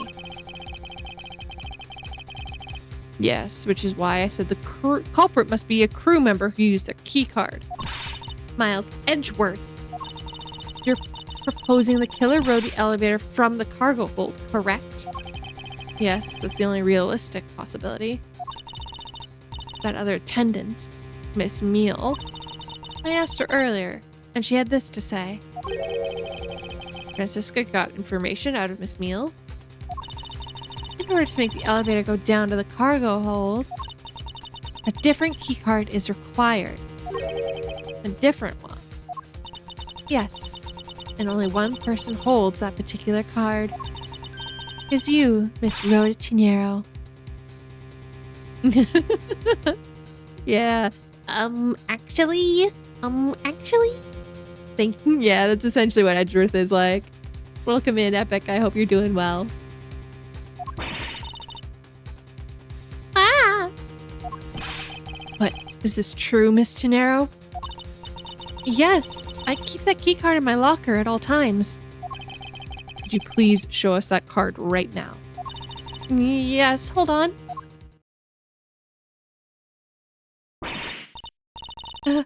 I don't believe it. What's wrong? The key card. It's gone. Huh. Huh? Huh. Very clever. Pretending that your card was stolen when in fact, you're just trying to hide it from us. You really thought this through. Wait, it's not like that. You can tell us all about it when it's like down at the station. Officer, arrest this woman. Yes, ma'am.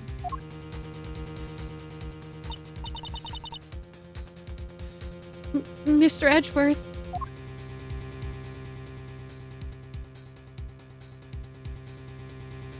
Wifey being framed unfair. Yeah. What's wrong? There's disbelief written all over your face. Francisca, I know that you're the lead investigator on this case. However, Hold it. Don't even think about wasting any more of my time. You know the rules as well as I do.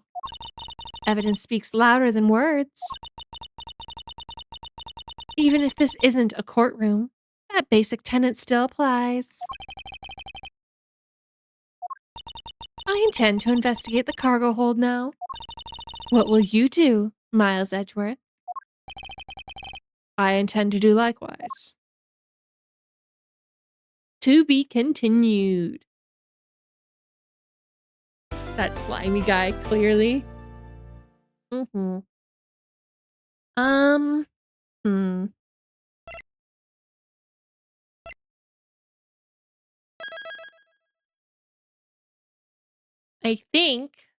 I know it's a little early, but I might call it for tonight. Edgeworth, I call Exodia the stand audience. Ah, impossible. He's assembled all pieces of Exodia. Or is it Exodia that you need all the pieces? It is, right?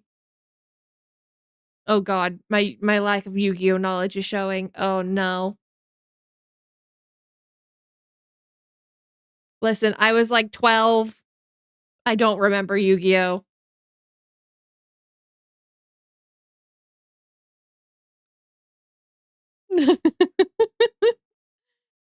Listen.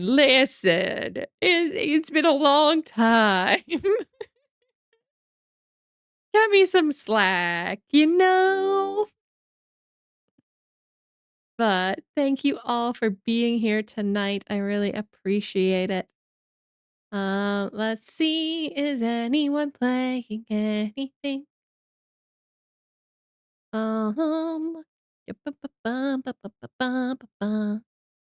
Let's do Old Faithful, and we'll send you all over to Marky, who's doing some deathless achievements. He's trying to get that last one, I think.